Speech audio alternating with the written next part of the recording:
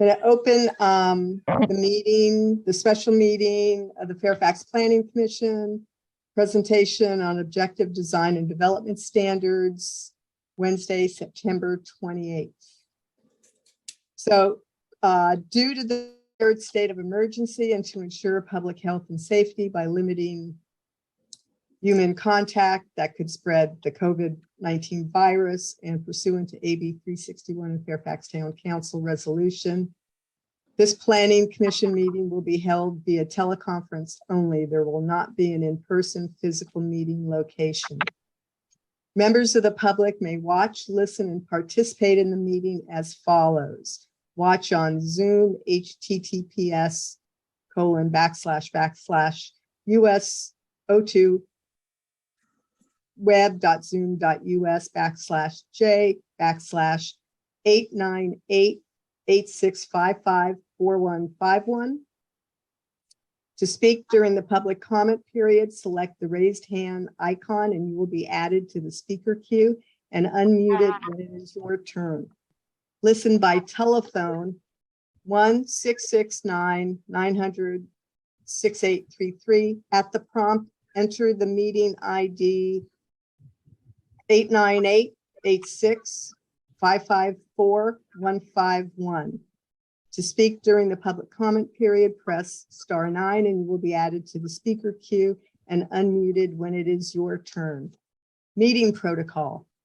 The chair shall maintain order at the meetings in accordance with Robert's Rules of Order, and the commission has the responsibility to be a model of respectful behavior in order to encourage community participation and citizen input at commission meetings. The commission and the audience are expected to refrain from using profane language and/or ridiculing the character or motive of commission members, staff, or members of the public, and to maintain the standards of tolerance and civility. So Norma, do you want to just go ahead and ask for approval or changes to the agenda from the commission? Cindy, since I don't have the agenda, can you just tell me, are we having, we're having a presentation from the consultants, and then we have a public hearing after that, and then we have commission discussion as we see fit? We're going to have introductory remarks by the planning director, a presentation, and then public comments and questions, and then it'll come back to the commission for discussion and feedback. So with that, do you want me to ask if there's any requested changes to the agenda, or do we want to have a motion to approve it? Yes. I thought we might have an opportunity to discuss amongst ourselves any like immediate questions before the public hearing, but we could do the public hearing and wait. It would expedite. Well, we could add that in if the planning commission wants to amend the agenda. Do other commissioners have comments or questions they feel they'd like to make prior to the public hearing, the public comments? Chair, Yes, Mimi. I would definitely agree that the way we usually proceed is to have any clarifying questions that the commissioners might have prior to opening it up for the public comments and questions. So I would be in favor of doing that. I would agree with that too. And maybe we could keep it brief and not perhaps not say everything that's on our mind, but any specific questions that we need an answer before moving forward. Let's, can you recommend that since I am the chair? As long as, I thought I saw Commissioner Jansen's hand go up, but I don't know, maybe I was mistaken. No, I have nothing to add to that. Same. Chair Fregoso, I just sent you by email a copy of the agenda. So. Okay, great. Thank you. And then with that amendment, I'll move to approve the agenda. I'll second. Okay, I'll call roll. Jansen? Yes, please. Jansen? Aye. Kelly? Aye. Newton, Aye. Swift, Aye. Chair Fregoso. Aye. So Norma, let me know when you get your agenda. I'll just keep going. Can we have a roll call, please? Green, Jansen, Aye. Kelly, Here. Newton, Here. Swift, Here. Chair Fregoso.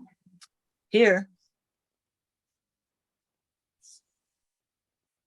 So the Planning Commission is having a second workshop to discuss objective design and development standards, answer questions raised at the August 31st, 2022 special meeting, where the objective design standards were discussed and solicit public comment.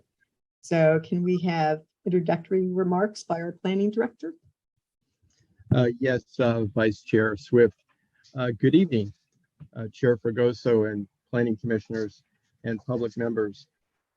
As the Vice Chair indicated, at the August 31st meeting, this team, the EMC Planning Group and its subconsultants, presented the draft odds, objective design and development standards, to the Planning Commission and public for the purpose of receiving comments and recommendations on any revisions to that draft document.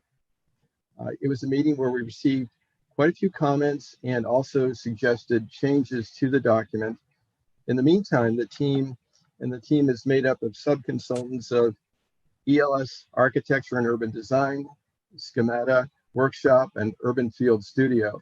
That team, along with the project manager, Andy Flower from EMC, worked with staff to address the comments and suggested revisions of the Planning Commission and public. And so before you tonight, delivered to you before the meeting, is an updated and revised odds, objective design and development standards document, along with a memorandum that describes what the team heard, what revisions were made, and where those revisions are in the draft document. Overall, in terms of this project, the odds are a very important part of the town's housing element update project, a project that is required by the state of California for communities in California. And the objective is to update the housing element of the general plan to identify and facilitate means for developing the regional housing needs allocation assigned to each community. In the case of Fairfax, that RHNA number is 490 new units plus a buffer of 20%. So the idea really is, in the housing element, is to show policies and programs to facilitate achieving that assignment by the state of California. And the objective design and development standards are a very important piece of that, in terms of, through design, how can we achieve that? How can we facilitate that? Focusing primarily on multifamily residential development. The objective tonight really is to share the revisions and then to receive further comments from the commissioners and public members, with the intent, hopefully, that we can further revise as necessary this draft document and really prepare it for a subsequent meeting with the Planning Commission, where we would take the updated and revised odds and put it into an ordinance format for the Planning Commission's consideration and review for a recommendation onto our town council. So that would be the possible next step in this process. Again, we'll see where we get to at the end of this evening, but hopefully we're kind of coming close to a set of odds standards that the commission can support, and we would come back again with that ordinance format.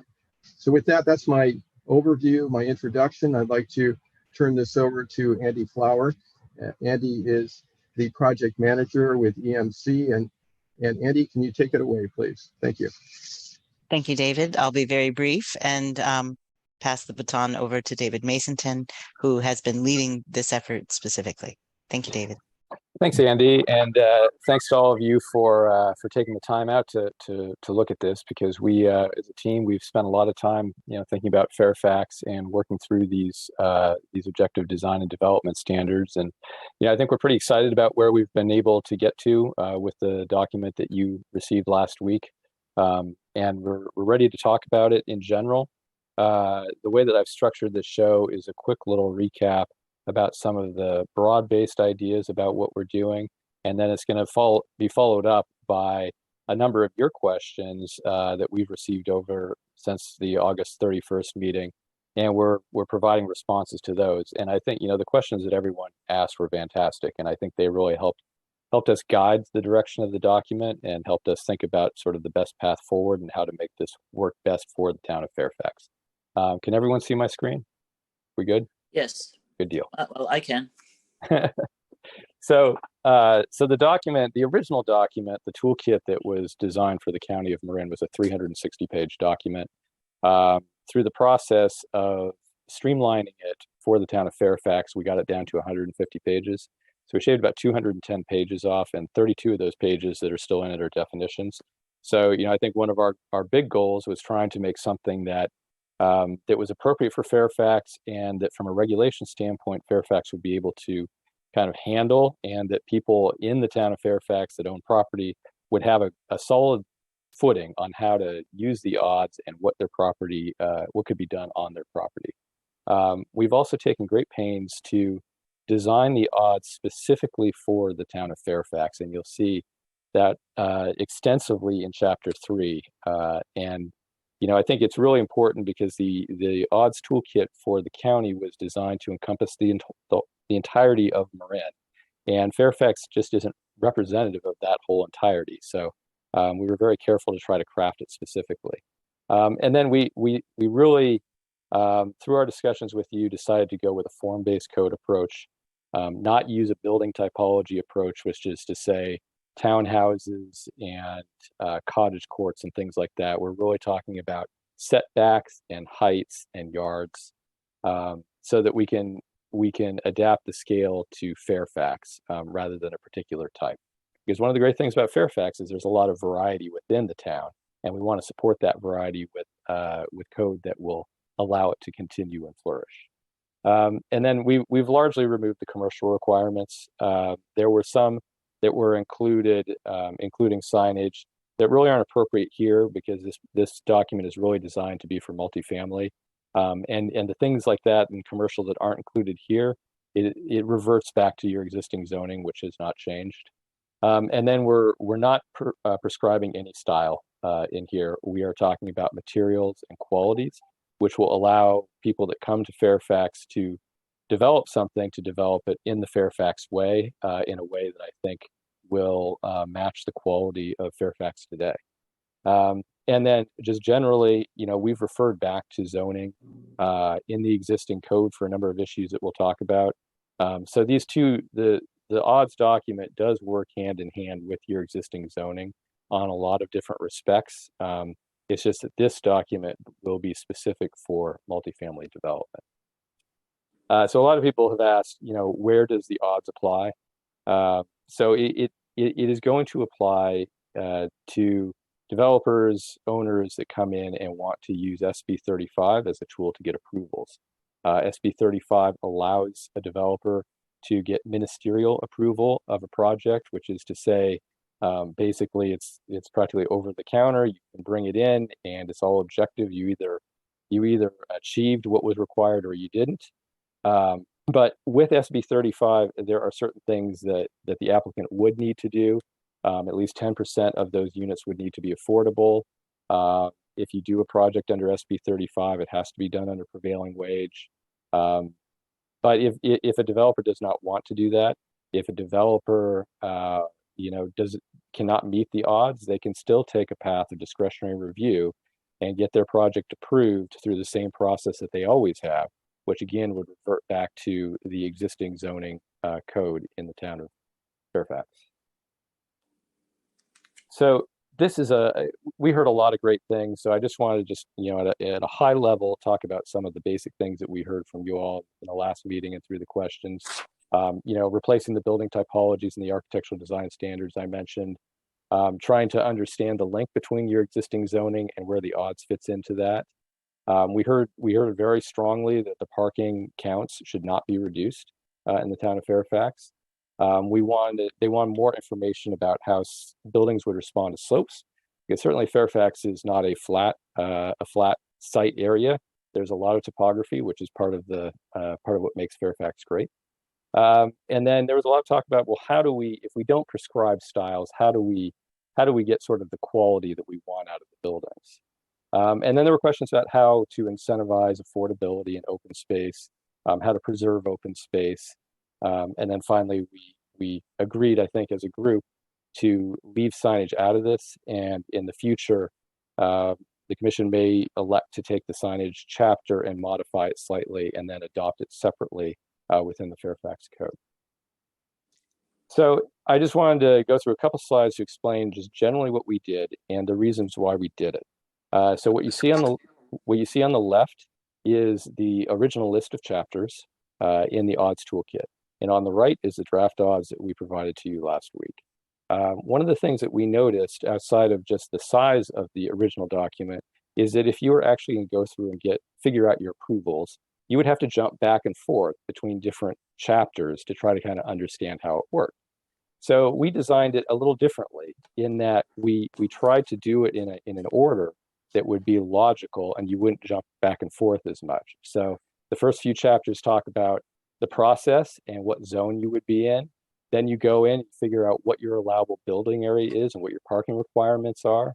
And then you go to the site design in terms of whether, what you can do with some landscaping or fences, things like that. And then there's information about the frontage building design in terms of how the building faces the street, and also what sort of materiality you can use on it. And then the chapter 6 is the large site criteria that Grace will talk about, and then there's definitions. So, we chose this because it was easier, we felt, for anyone that's just stepping into it to understand as they try to go through their own property and figure out what they can do with it through SB 35. So a little bit of recap. Last time we talked about using 3 of the 8 zones that the original document had. That's the T3 SN, the T4 SN, and the T4 suburban Main Street. And then we distributed those using essentially the existing zones that you have set out. Rather than redesigning a whole different set of zones that did not have a relationship to your current zoning, we tried to make a strong relationship so it would simplify the thinking for everybody. The 2 exceptions we made were the Town and Country site and the other site to the south that were commercially zoned, but we put them in the T4 SNS, which is a higher density residential zone.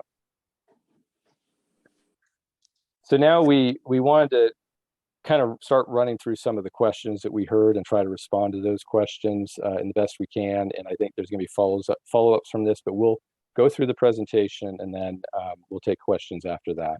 So one of the questions was, how do the existing standards work with the new odds? And generally, they work together in tandem, because if you have a building that has a creek in it, or if there's a ridgeline area, you would revert back to the existing zoning, and we refer to that specifically. The other thing is that, we looked at the existing zoning and we looked at the built environment in Fairfax, and the built environment of Fairfax doesn't necessarily match the zoning. The things that people love about Fairfax and the built quality is how it exists today. So we took quite a bit of time to study the actual built form and then design the odds to work with that built form. And to that particular concept, and I think one of the things we'll be discussing in a few minutes is just parking. And Fairfax is not a town that you think about large parking lots and large parking garages. And so that's been one of the struggles in trying to maintain the urban form that everyone loves about Fairfax while also achieving all the modern day needs. And Fairfax has irregular and unusual lots. So, and a lot of them are steeply sloped. So that's something that we had to take into account with a lot of detail. And we wanted to walk around a little bit, just talking about this idea about what Fairfax is. So we generally looked in various zones, and these are examples of buildings in zones in Fairfax. This one would be similar to what a T3SN zone is. And the interesting thing about both of these buildings at the top, neither of these buildings are single family. They're both multifamily. You can tell by the mailboxes and the doors, but they are designed more as a single family residence that's split into two. Here, this is an example that might be in a T4 zone of, sort of the traditional typologies in Fairfax of townhouses and apartments. And then looking at the downtown, this is how residential development is dealt with in the downtown area today. So it was instructive for us to look at the actual built form to understand how best to provide guidelines that will give you comfort that you can continue to see development grow your town in a way that you feel is positive. So I just wanted to focus your eye a little bit on chapter 3, and I think if you're going to spend a lot of time on any chapter, I would do it on chapter 3. What we did was we really spent the time to look at the built form, and what you're seeing on this is directly pages from the draft odds.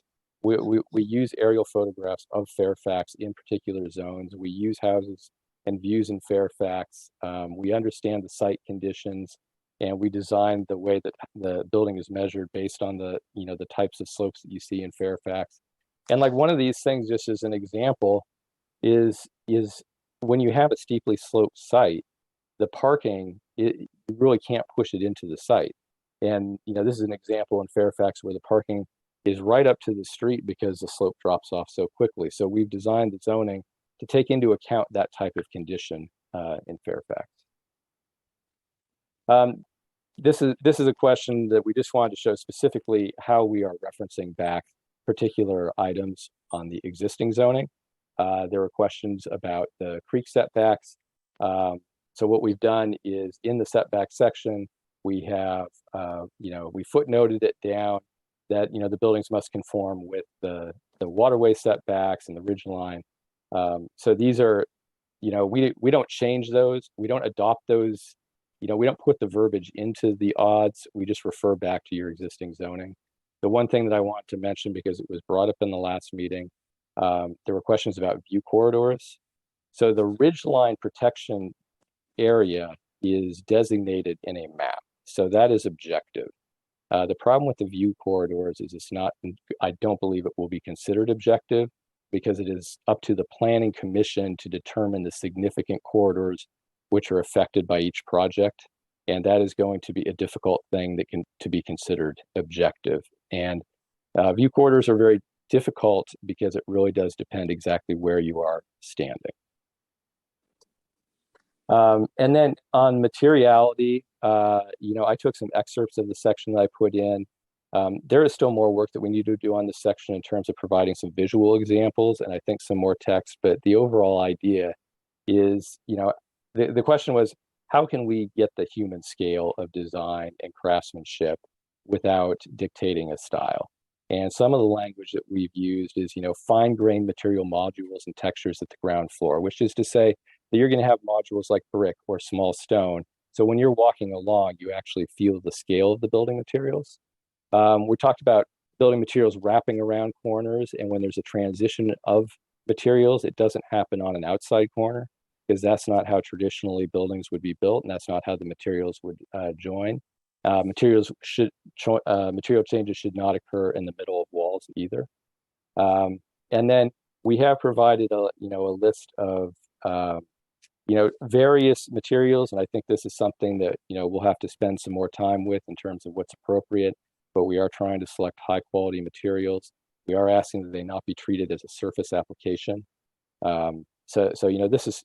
I think this will allow designers that come to the town to design something that fits in Fairfax and what makes Fairfax unique, but it will end up providing the quality that I think everyone would like to see in the town.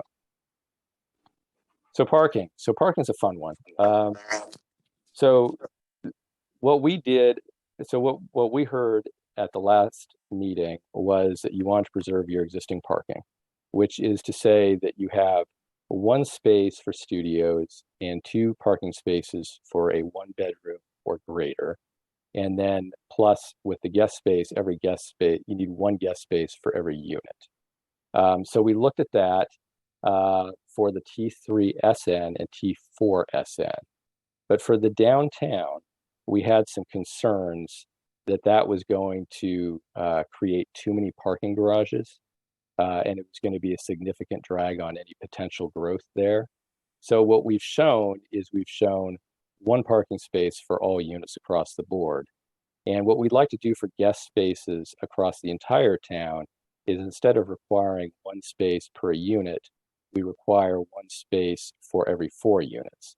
And I think that's still sufficiently conservative. In fact, I think I would push maybe doing it 1 per 5 or 6.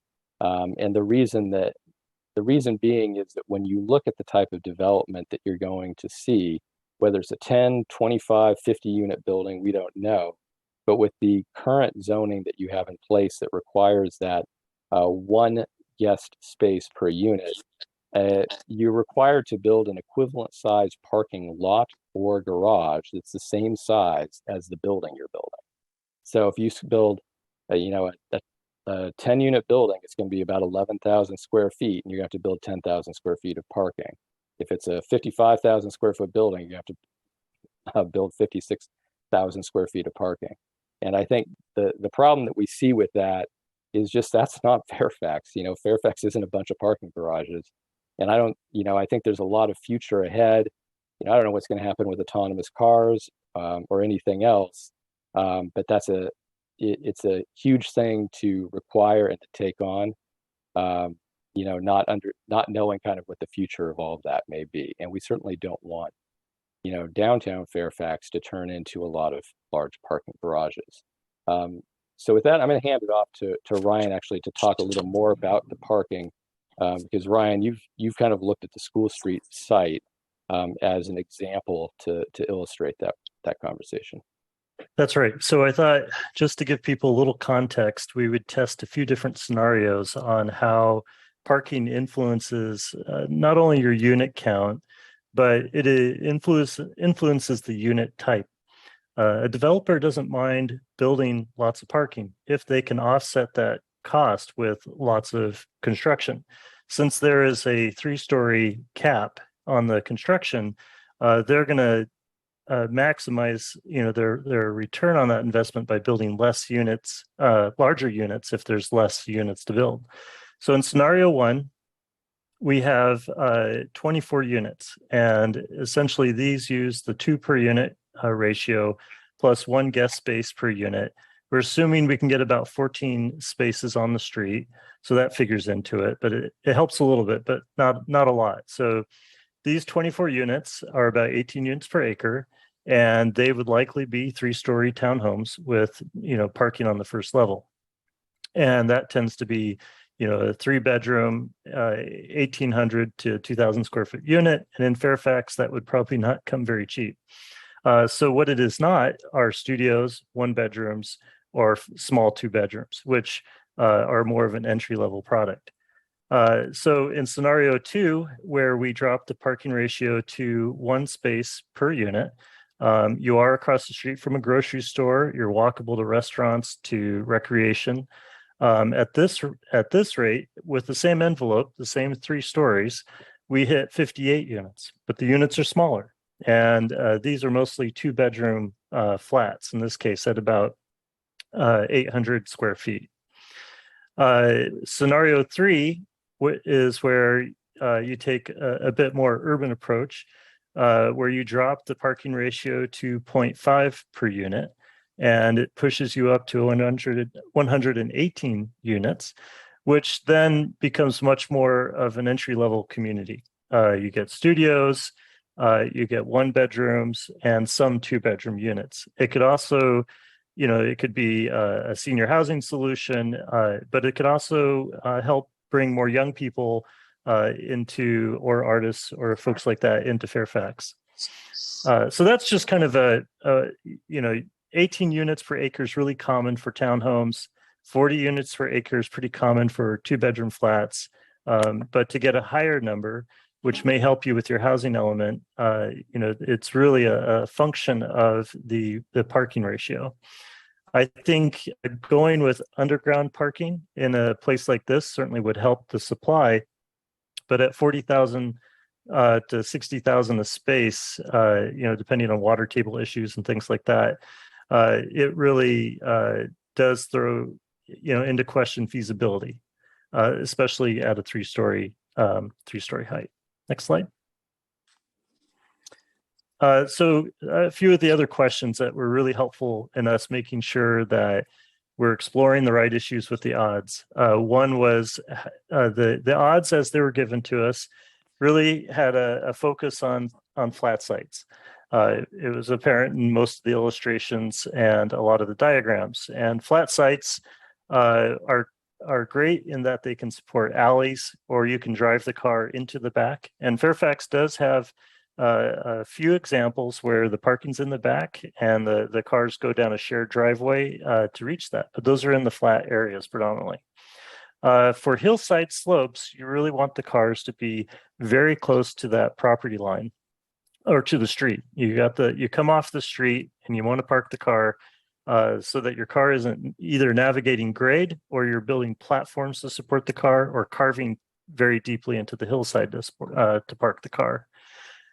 We also noticed that, Fairfield has this incredible fine grain spacing of lots. A lot of them are under 100 feet, under 50 feet, some down to 25. And so in that scenario, so that you have room for a structure that helps, say a duplex, we're suggesting, or we're promoting the idea of allowing tandem parking. And in the case of a hillside, allowing one of those cars to be parked outside the unit in the driveway. And again, this just helps the construction be a little more straightforward, and it helps us get to the 2 cars per unit in the T3 SN, and it follows suit with a lot of the examples we saw in Fairfax. Next slide. So wall lengths, Fairfax, it's pretty extraordinary how almost every house and every lot seemed to develop one by one in Fairfax. And that's a pretty extraordinary thing. And it results in this very kind of fine grain, diverse texture. And so the way we set up the T3 and the T4 SN and the T4 SMS is, say if you have a piece of land that's 150 feet wide, you don't get to put one building on it. In T3, we have a maximum design lot width, which isn't necessarily a legal parcel, but you have to subdivide that larger parcel into a scale, a more fine-grained lot development scale that's representative of the neighborhood. And looking around your neighborhoods, 80 feet was a large lot. A lot of them are 50. So we set it at 75 as the maximum lot design width. Inside that 75-foot frontage, you can have a primary building in the T3 SN. That primary building is a maximum, it has an option for primary mass and then secondary massing, which is lower and smaller in size that attaches to the primary. You see that often in a lot of the residential homes in the area where they have essentially a wing. And so that's a concept that we pulled from the Opticos work. Now the primary mass, which is that pink color, can be 36 by 48, which again is very consistent with the homes that are in this area. The wings can be a maximum of 30 feet in either direction.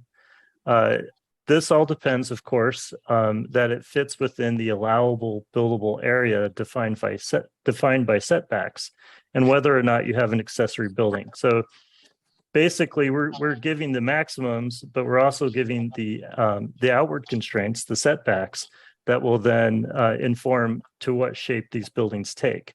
But by having these maximums be based on the scale of your existing residential fabric, then we're not going to get giant out of scale buildings in the T3 SN zone or the other two zones. Next slide.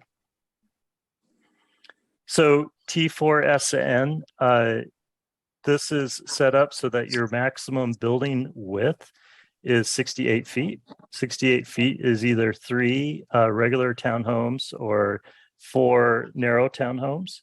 And then once you reach that 68 feet, you have to have at least a 15-foot break between the next primary structure. And you're allowed up to 2 primary structures on 150-foot max frontage.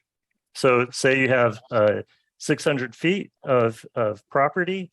That means you're going to break it into a maximum of, a minimum of 4 sites at the 150. And then each one of those sites has to follow the side yard setbacks, the primary building allowances, accessory building allowances.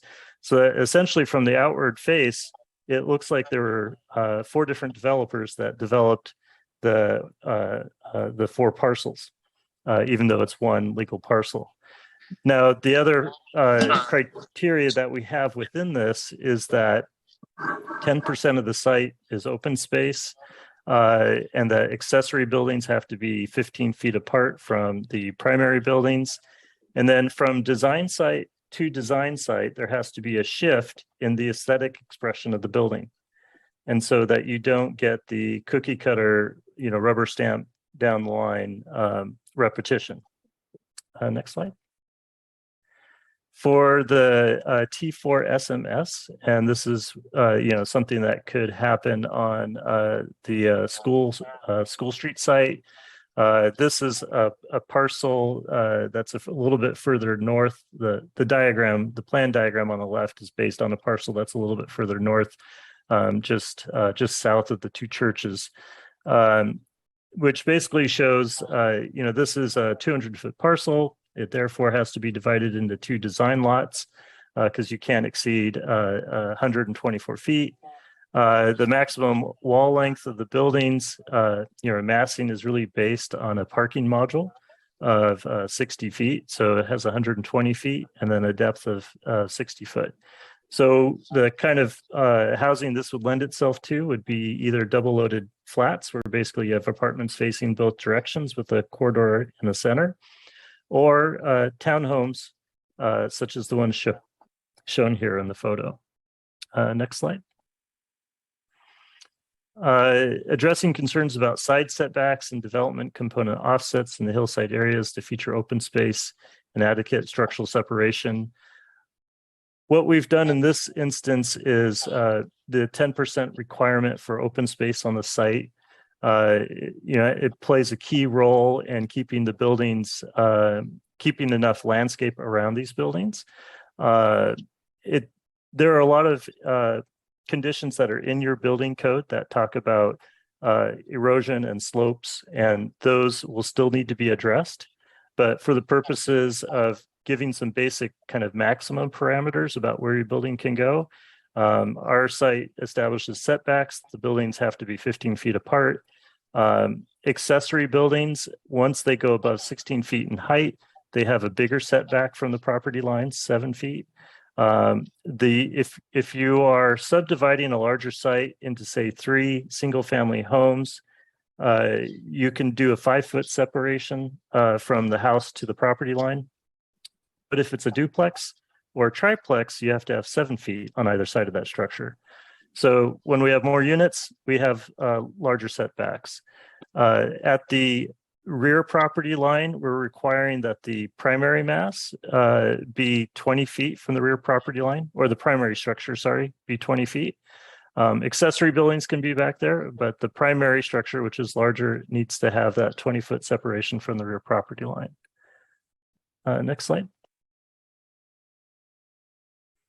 So the issues around what does 2.5 stories mean? You can't live in a half story. The half story, in my mind, and we can talk about the semantics of this and change it if needed, but typically when it says 2.5 stories, that's implying that there's either an attic story or that there's a partial basement or partially exposed basement. And where that gets useful is a lot of times the builder will elevate the home 5 feet above grade. And then they excavate the site behind the house down 5 feet. And this allows what's called tuck under parking, where the car only has to navigate 5 feet of downslope. It's around the back, and it can park under the 2 floors of residential product above. And so that's a way to get the parking out of the front yard into the back, but not have a 10-foot change in grade to get that car down and around the back side of the units. So that's where that 2.5 comes in handy. If there's a better way to describe it, we're happy to change the wording on that. Next slide. And then the T3 Edge neighborhood designation, really the difference between T3 Edge neighborhood and the T3 SN is an extra 5 feet in setbacks. And so, and at 10 feet side yard setbacks. And so what we've noticed in looking around Fairfax is that because so many of the T3 sites are on steep slopes, the further that house or that primary structure is set back from the street, then the longer the longer the decks or the stairs have to traverse down or different places. And so I think leaving flexibility for the homes to be within a shorter distance of the street per the SN is actually reflective of a lot of the conditions we see in and throughout the neighborhoods.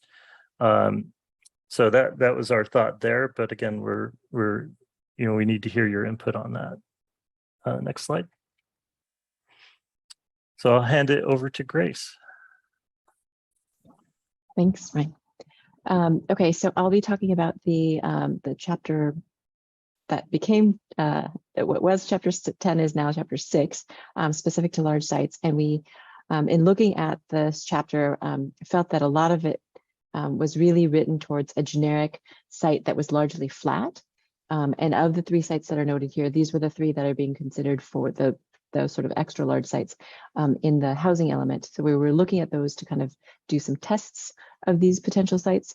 And because of the topography on these sites, it really, the odds as written really were not applicable to Fairfax. So we sort of scrapped what was written and came up with a very Fairfax appropriate and Fairfax specific way to address the large sites. Next slide, please.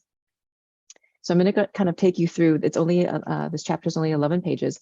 I'm not going to go through every detail, but I'm going to kind of pick out some highlights from the text. While there were those 3 much larger sites, in working with Ryan and David, we decided that really when you looked at, all the potential large sites in the city, sites greater than 3 acres were really where this would apply. So not just the 50 or 25 acre sites, but things between 3 and 3 acres and up, and really kind of paying attention to providing housing choices and different types of housing options while preserving the natural environment. Next slide. So the way that we looked at this was, how do we kind of minimize the back and forth, as David mentioned, of having to flip through various chapters. So if somebody was looking at developing a large site, they would come here first and they would see the sort of the general approach. And the initial thing was, if it's greater than or parcels that are less than 40%, those sites would then sort of follow a rubric or a protocol that we outline in this chapter.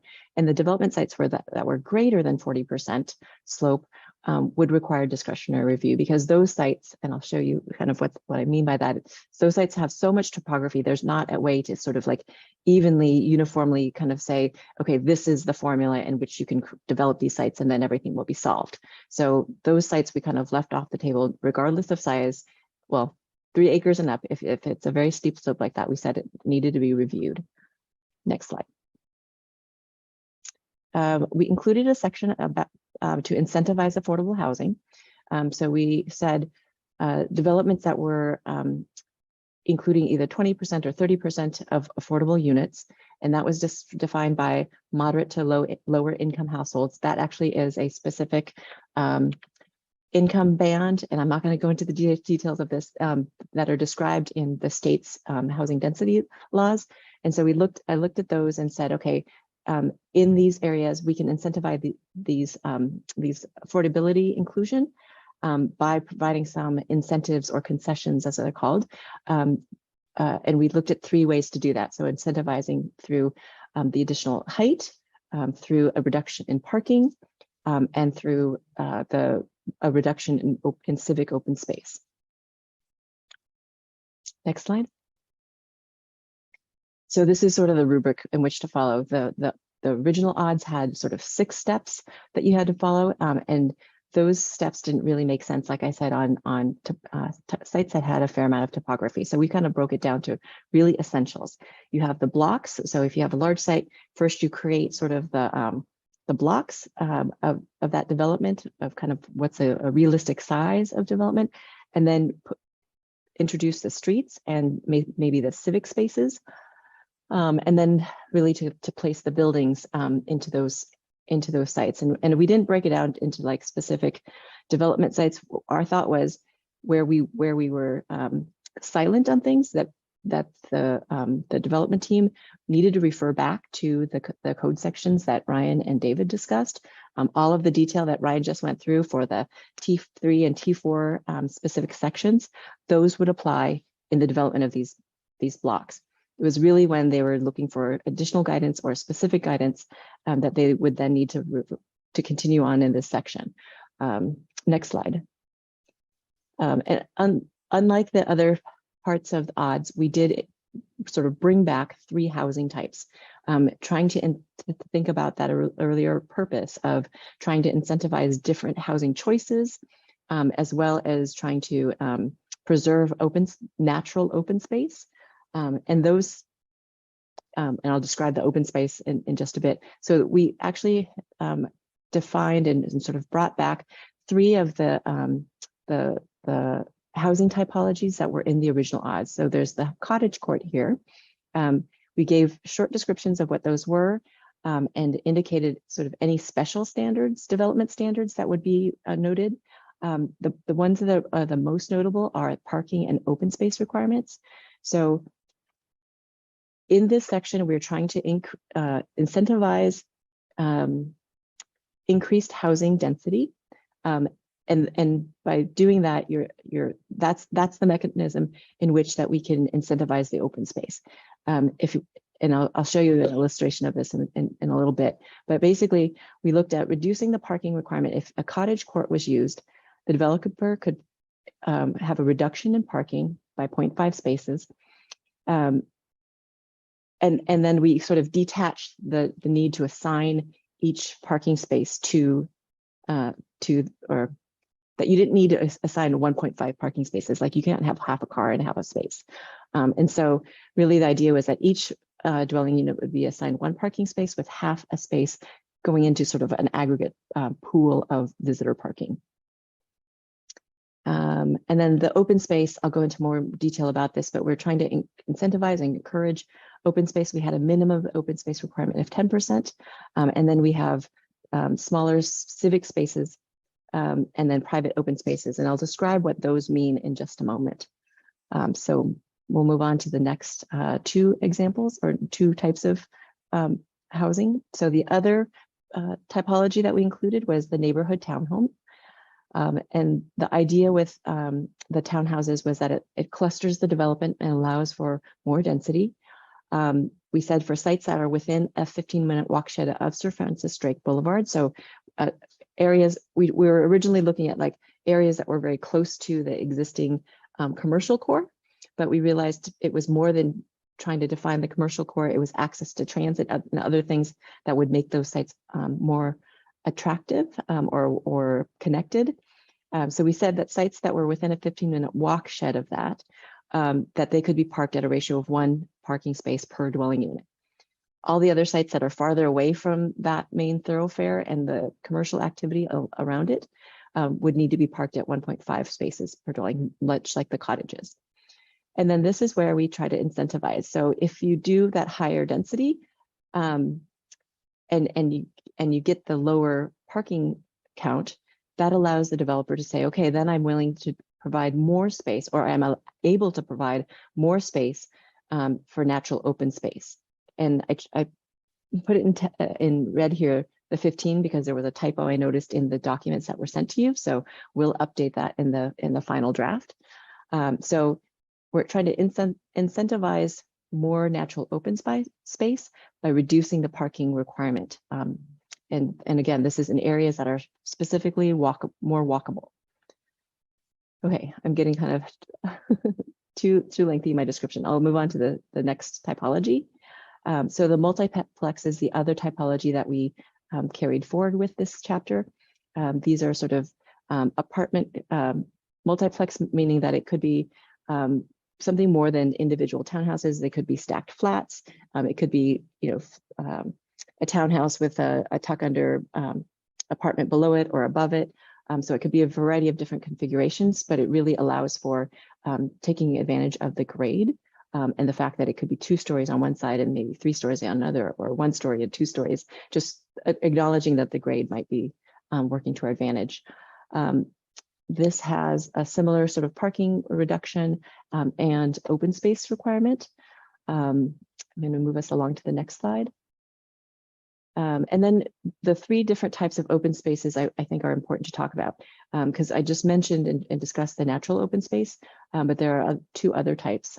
So we looked at sites and said, okay, if you're looking up the hill and you think about, view of the ridge and things like that, we said the ridges of the steep sites should be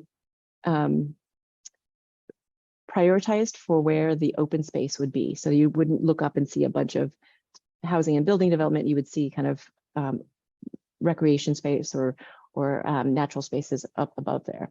And that at the downhill slope, when we were thinking about the development and kind of where these sites were and what was fronting it, really at the bottom of the hill or the bottom of, or lining the street would be the houses, and they would have a fairly deep wooded setback, and then they would have the adjacent properties.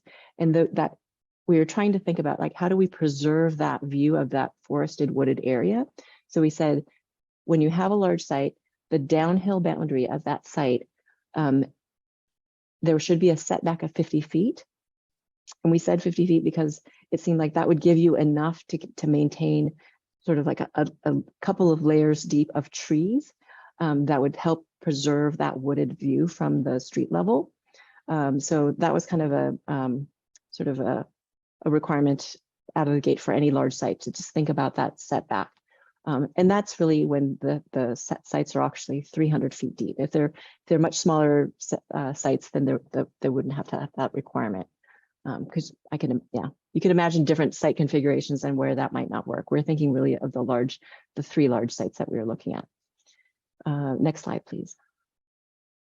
So the 3 types of open space that we're talking about are, first is the natural open space. So large tracts of land that would largely be undisturbed. We heard loud and clear last time that there was a desire to maintain that sort of natural wooded, unprogrammed places. The one piece of programming that could be included were trails or public access, so that it would be something that could be a community amenity.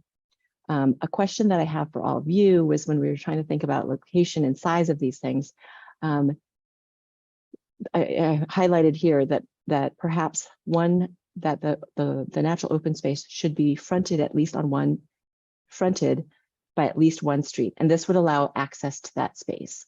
And so that's something that we have as a question that we would love to have you weigh in on.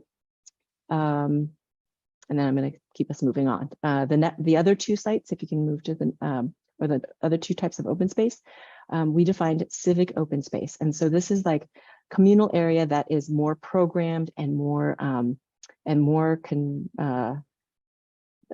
controlled, or like man-made. But these are things that could be used for play areas, community gardens, hardscape, ornamental, and temporary commercial uses. So it's sort of a multi-use kind of zone. But the point is that the civic open space would be accessible to the general public. There would be larger areas that people could recreate or do things. There could be a community meaning like within that small development area, or larger. The larger Fairfax community could come in for special events. And then there were some size restrictions around that. And these are all defined by those 3 housing typologies. The housing typologies have different requirements for the natural open space, the civic open space, and then what I will share next, which is the private open space. And the private open space is really getting down to the the granular scale of what Ryan was describing in his last slides with the specific developments. This is really specific to cottage clusters and to the townhouses and multiplexes.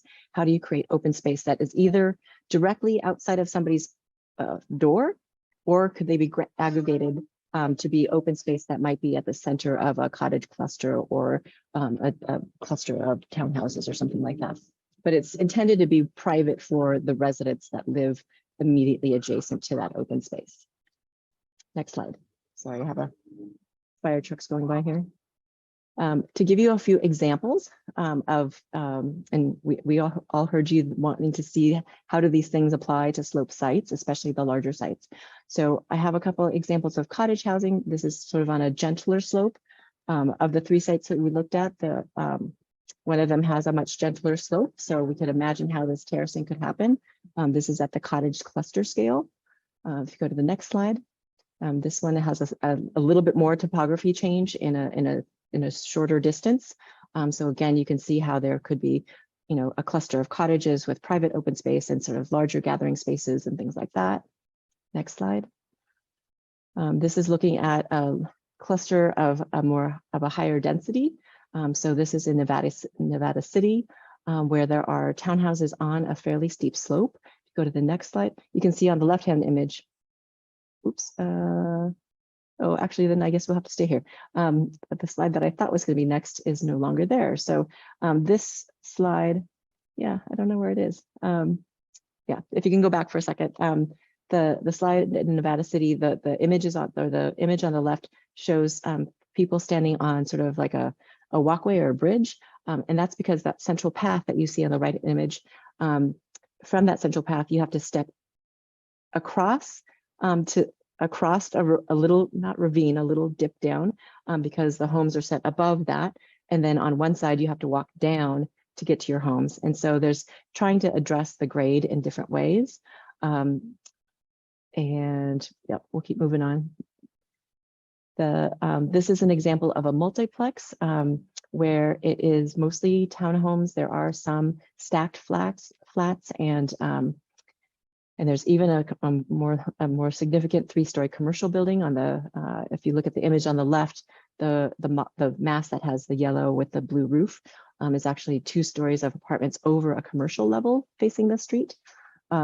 But this is how it looks like as you're walking through it. So this is a clustered housing, a clustered townhouse and multiplex development. Okay, next slide. Oh, I see what happened. They just got out of order. So this was the Nevada City slide that I was looking for. And you can see how there is a fair amount of topography. These are all townhomes sort of clustered in groups of 4 to 6 on the hillside with a fairly significant amount of topography change. Next slide. And then this is another example where we a little bit more gradual in topography, but to show that in order to develop some of these larger sites that have topography, there sort of benches need to be created, or like some land sculpting or land grading has to occur so that you could try to get some tuck under parking. The nice thing about the topography is it does really allow you to tuck the parking under and away and out of view, which also means that you have more area to then allow for open space and recreation space. So even though that central view at the top shows kind of the more densely built out development of the housing, you can see to the right and left of the image at the bottom, you have open space that extends beyond. So the right image shows how there could be a natural, a meadow or a natural space that is immediately adjacent to the residential density, the residential development. And then the next slide, I think we're getting to the end. So I said at the beginning that we were looking at 3 different large sites. the Marinda Heights site. These sites have been identified as potentially being able to contribute to the housing, the production of housing in your housing element. This, I don't know, I think I left off a word there. So the Marinda Heights site is a little bit challenged in terms of the development because of the steep topography. There's really only a little area at the very top of the right side. You can see how there's kind of flatness. Those red lines indicate topography of 10 feet elevation change. So much of this property, when we looked at in plan in the aerial photo, we're like, there should be plenty of space there to develop property. And then when we modeled the site and looked at it, we quickly realized why the development is where it is. All of the housing that you see in the middle of the horseshoe on the left-hand side is at the bottom of those hills. So there's really just a little bit of development capacity at the very top, probably, in the single family kind of size, because of having to navigate the topography and what little flat site there is. The other site that we had looked at was this 50-acre site just to the north and west of that other site. This one has more development capacity at the north end, but still it's working a lot with fairly steep grades. So, we're presuming that much of this will need to be developed with discretionary review, but some of it could take into account the description and the sort of rubric of outlined in Chapter 6. The next slide shows. Okay, and this is a reminder to me to make sure that we talked about it, and I think I did sufficiently talk about it, but we can drill a little bit deeper with an example. So the other site that we looked at, if we go to the next slide, is the Town and Country site. And so if somebody wanted to ignore odds and go and suggest a standard subdivision, this is how the map might look on the right-hand side. It would have a limited amount of natural open space. In fact, it would probably just be the perimeter. And you might get development that looks like what's on the lower left, big tracts or basically taking the land and just dividing it into, certain parcel sizes that are ideal for single family homes, which leaves very little natural open space and pretty much limited civic space. I said no, but it's probably limited civic space. That green area could be the civic space, maybe, or maybe that's the open space. And then the private space would be, literally these posts, the yards that you enclose with the fences and create your defensible space. This is maintaining the standard of the 2-to-1 car ratio. If you go to the next slide, we did a quick study to see, okay, how could we get more resident, or if we looked at the different typologies that we have outlined, how could you encourage the type of development that you might want to see? So if we looked at the cottage developments, this is less cars. You can see that there's clusters of these cottages that you could put around. There would still be some concentrated areas that you could have the parking, but it wouldn't have to be in the buildings. We're limiting the size of the cottages, so it's allowing for natural sort of affordability because the home size is limited in size, and that's how you're able to get sort of like these nice sort of cute open spaces within that development. And this is also showing in red, although it's not super important, that the existing historic structure on site would be maintained. The next slide shows a mixture of multiplex and townhomes. So and it could also include cottages. So the yellow is the smaller density. The orange is actually a combination of the townhomes. Actually, this should have said a mix of all housing typologies. So we were trying to include the cottages, multiplex, and townhomes all in this one diagram. So really trying to encourage a development that might be more like what's shown on the lower left. This encourages the greatest amount of natural open space, allows for a great amount of civic open space, and has the fewest cars. And Town and Country is actually within that sort of 15-minute walk shed of not only Sir Francis Drake, but really the commercial core that exists in your downtown area right now. And I think that is the end of my slide. I'm sorry I took so long. Great, thank you, Grace. So, I mean, I'll hand it back to the commission.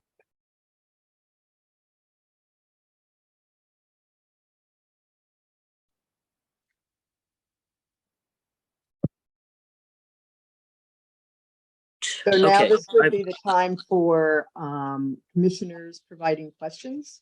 yes, I'm now unmuted, and I would just like to begin by saying I don't have so many questions now because you've answered them for me. And what I would like to say is that I really appreciate the way that you have taken our built environment in Fairfax, working with our existing layouts and configurations, which are quite unique. And the way that we had asked that it was confusing. I mean, the information was kind of there, but it was hard to pick and choose what went with what. But the way you've been able to layer the data for us with maps and photographs and parcel information, as well as some potential design typologies. I really love the work that you've done. I'm very happy to see this. Chapter 3 in particular is a great focus point. And one thing I noticed is that some of these slides we saw today are different from the slide deck that we received last week. So I imagine we will be getting all of these slides from this evening, probably in the next reiteration of the odds. But the work you did in particular, Grace, with the clustering and how you took this last bit of work where you were out looking more specifically at sites like the Town and Country Club and Schoolhouse Plaza and other areas was very creative. And so I believe at this point, I will leave it at that and see if other planning commissioners have questions or comments. Let's keep them brief, and then we'll go to the public hearing and come back for a more detailed discussion. Someone has a hand up. Who is that? Commissioner Swift has your hand raised. Okay. So a couple questions for you, just for clarification. The odds would also apply if somebody came in under the legislation for just a duplex. So a single duplex on a site would qualify for the odds. I mean, would come under and be part of this, correct? Yes, although Okay. let me caveat that because that's a really good question. So we had this conversation about SB 9, and what SB 9 does a lot split, and then you would create two separate lots with single family homes. We don't think it would apply there. It wouldn't necessarily apply if you had an existing building and you took that existing building and you divided it into two units under SB 9. That's our interpretation, but generally you're absolutely correct. If it's 2 units or more on a site, the odds would apply because it is multifamily. Right. So if they came under SB 35 and they came in that way, it would apply. Yep. Parking, and I'll have more to say about parking when we get into discussion. But on one of your diagrams, you had prohibited parking within 25 feet of a corner. Can you explain that? So on the road. Yeah, it's street parking, right? Right. So I'll just really quick speak to that. So the idea of, and it was at a corner. So at a corner, we didn't want a curb cut within that 25-foot zone of the streets coming together. Part of that is you get confusion with vehicles pulling out that close to an intersection. But also the other part is homes that, whether it's multiplex or single family home that occupy a corner, are just so visible. And we really wanted to, within that 25 feet of each direction, preserve that for doors, windows, front yard, space like that to help kind of preserve the character. But so you're talking about parking for the building when you talk curb cuts. You're not talking about street parking limited. No, within that that's 25 correct. feet. All right, That's wasn't correct. clear Yes, on sorry. that. We'll That's be okay. sure to clarify that. Okay. If I could, through the chair, though, a question for the team. In terms of view triangle at an intersection, oftentimes, in terms of safety, there's a view triangle and parking would not be allowed necessarily at a corner location. So it seems like what you're suggesting, I would encourage you to check with our Public Works Director in terms of street parking at a corner location and what would be allowable in terms of preserving sight distance and view triangles. Thank you. Yeah, that's correct. That's a good point. So going down, there was also a statement about parking in side setbacks on slopes. Can you address that? And did that leave any? It wasn't clear to me, and I kind of ran through it, that it would leave any side setback. So we have a couple rules. One of which is if your slope is more than 20%, you're allowed to park open air, uncovered, in that first setback, 15-foot zone setback. But you have to provide a minimum of a parking space there, which means you're going to have to push the portion of your structure that's in front of that space deeper into the site just a little bit so that you have an actual space. What we allow is 2 cars can be parked side by side, which allows you an 18-foot parking area width, but that cannot be more than 50% of the lot frontage. And there were some kind of grandfathered examples through the neighborhoods where basically there was no front yard. It was just concrete from one lot line to the other lot line. And I get why they did it because, you know, it's a matter of necessity. But if we have this opportunity to guide people moving forward and require that 50% of the frontage at least be yard frontage, that will help alleviate some of that concrete. Excellent. But you were allowing parking in the side setback, correct? Yes, it's interesting. So many of the sites in Fairfax don't even have rectangular geometry. And so we actually added to the front of each zone a methodology to figure out what's a front street and what's a rear and what's we call it secondary, because a lot of times it's not even a side street. It's a front street for other folks, but for that particular lot, it's a secondary frontage, et cetera. So I think having flexibility probably will allow solutions like the ones that you have that respond to the site geography to happen more naturally, or is what we opted for. So, but my question is, if you're allowing cars to park in the side setback, are you having a minimum side setback? Oh, you have to have a minimum dimension for the cars, correct? And so that's a really good observation because throughout Fairfax, you'll see shared driveways, which is a really nice feature because it preserves street parking. And so those straddle property lines. In the case that you're not sharing it and you just have, and there's this example too, you'll have a driveway off on the side of the house that goes to a garage in the back. And oftentimes that driveway is almost right on the fence. And so, but you have to have adequate width for the car. And so, yeah.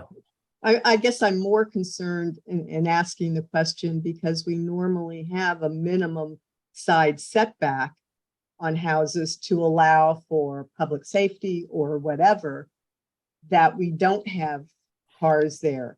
So that's what I was getting at. Do you have a minimum side setback? Let me make sure we check that with your public works and building department. That's a really great observation. And then you talk about open space, and we have some code that addresses open space, and you don't have to answer this tonight. And we've got within our zoning what we call PDD zones. So I was trying to figure out how you were presenting open space percentages in relation to what we already have in the code. So maybe that's something you probably don't have an answer for now. And then my last question was, you talk about 2.5 stories and 3 stories. And just a general question, you said you went through the general plan. And I just wanted to know if you read the town center portion of the general plan that applies to the downtown area.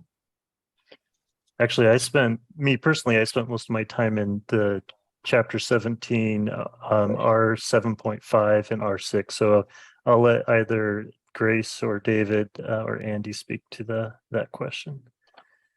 Yeah, I don't think we have spent a lot of detailed time with that document. We have been mostly within the chapter 17 zoning. So you've been mostly within the code and not our general plan as Right. it applies to things like our downtown center, which would be good to, I think, No, absolutely. look at. That's a great point. Because it addresses heights and things like that. But those are my general questions. Thank you. Great. Commissioner Jansen has his hand raised. Thank you, Tamala. I can't see the hands. Thank you. Yeah, I have a few questions. I reviewed the document.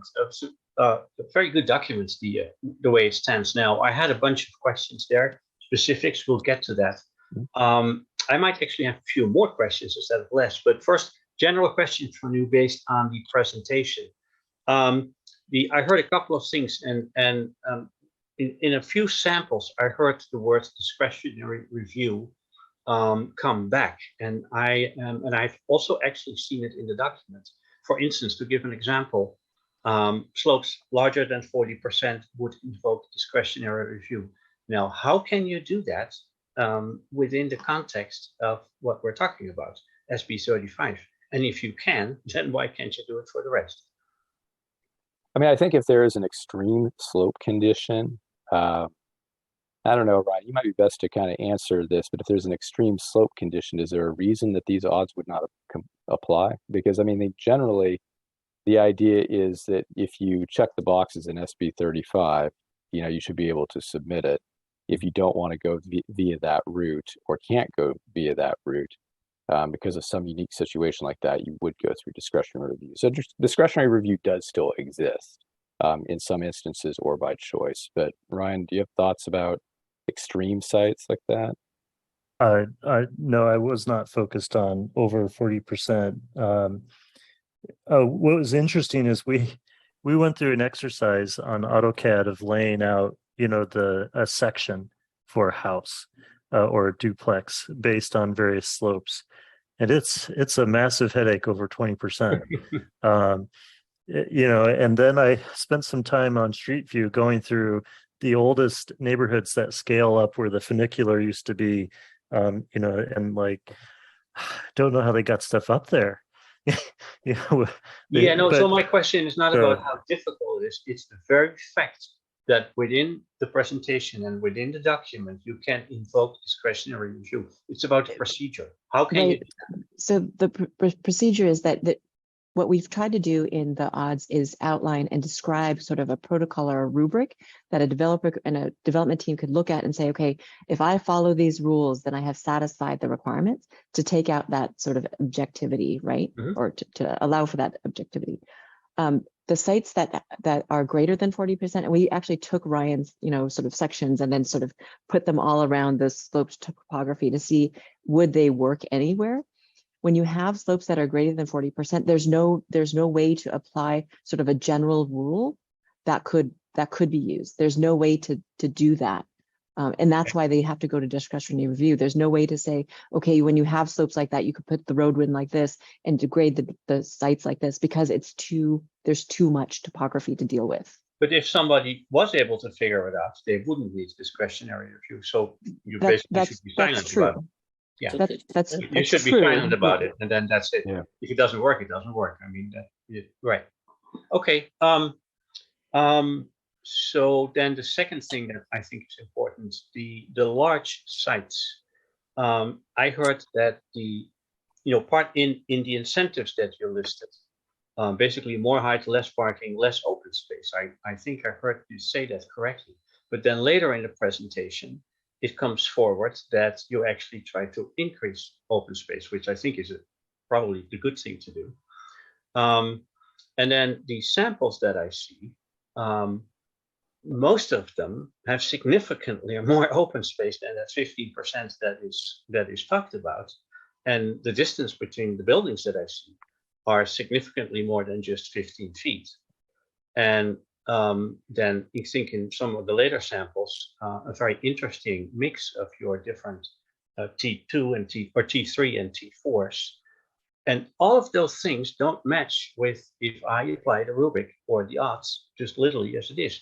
I can just paste over the same thing from A to Z, as far as I understand it, and get away with 10% open space, or 15 if that was a typo.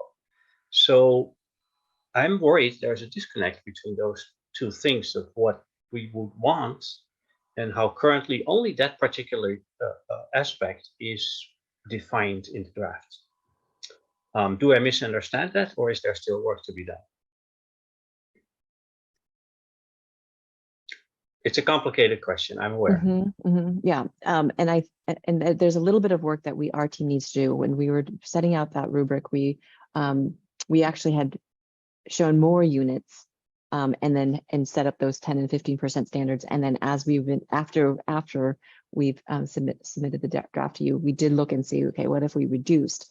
I think ideally for those large sites, if we, depending on how many units we need to try to achieve on those large sites, there's the possibility of increasing that percentage to something like 20 or 30%. And that was where we started.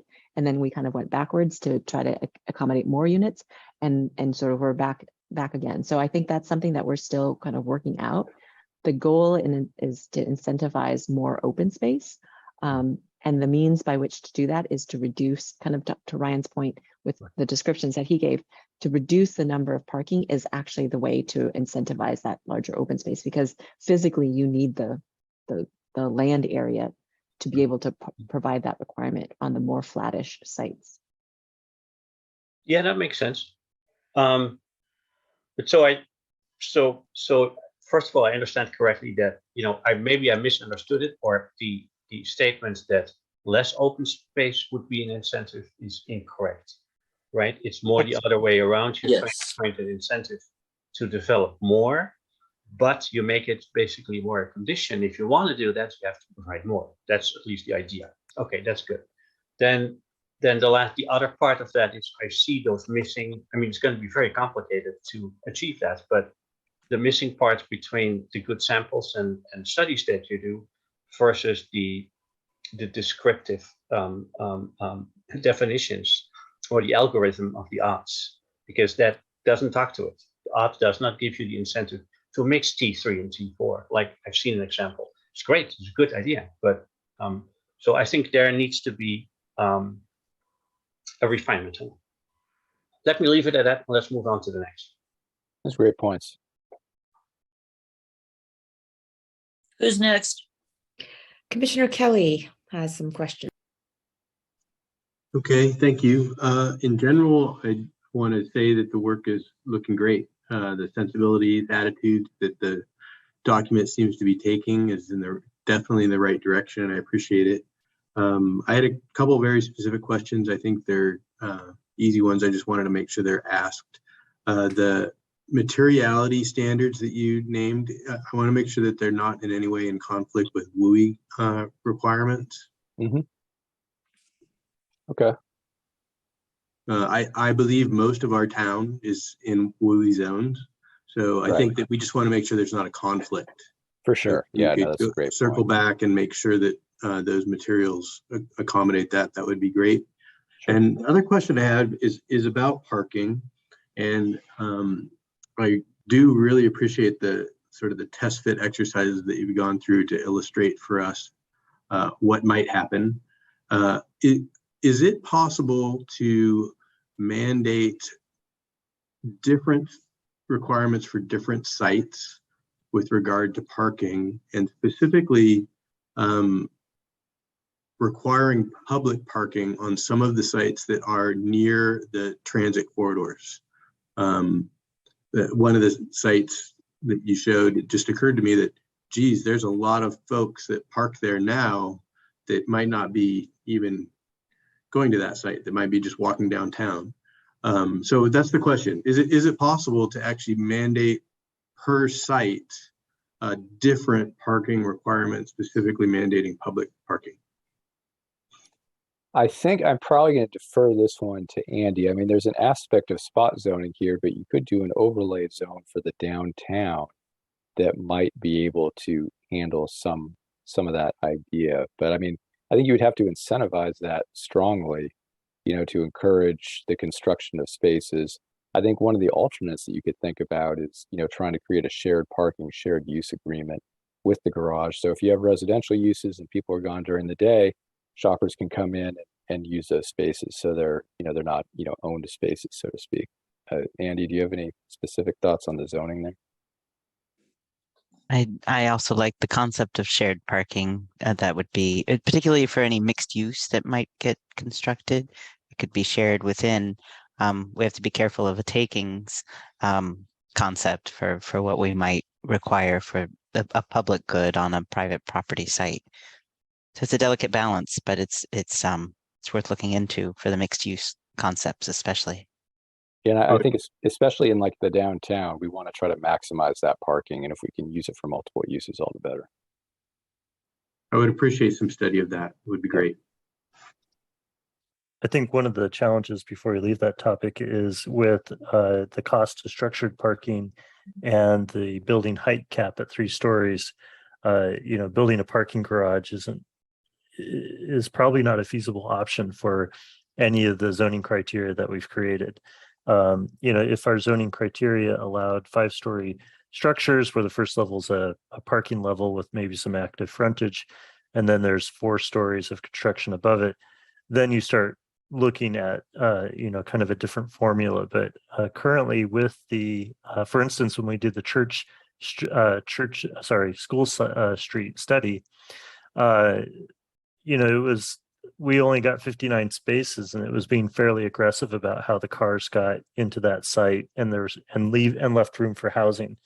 So having extra parking spaces would be challenging. The shared concept might apply if the parking supply is removed enough from the residential structure that people don't feel like their space is invaded when public parking comes in and uses it. But it might be a very challenging feasibility. If I could just add, there is one opportunity, and we might think about it with our programs and policies to sort of look into it more. And that's between the Bank of America site and the School Street Plaza site, there is a public road. So there is the possible opportunity to study a public-private ownership, public-private project that might include parking that would be available for the public, and it would be very conveniently located. And then I think just the other thing to mention is that, you know, if an applicant provides enough affordable housing, I believe they'll get a waiver on some of that parking requirement. So that part might go away if a development achieves certain thresholds. But I think one of the things that, and I don't know if it's this team or if it's David Waltering, might need to check it out with the city attorney.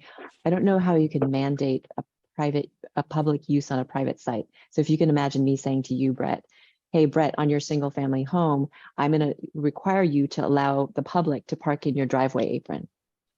Like, I don't know how well that would go over. And so I get that some people might be using my property to, you know, to be parking there because there's no development. But if in the future I wanted to develop it, they don't actually have the right to be parking there. So I think it's a tricky thing of, and maybe a further conversation for you all to have of like, how does the city want to, you know, start thinking about buying lots for public parking purposes?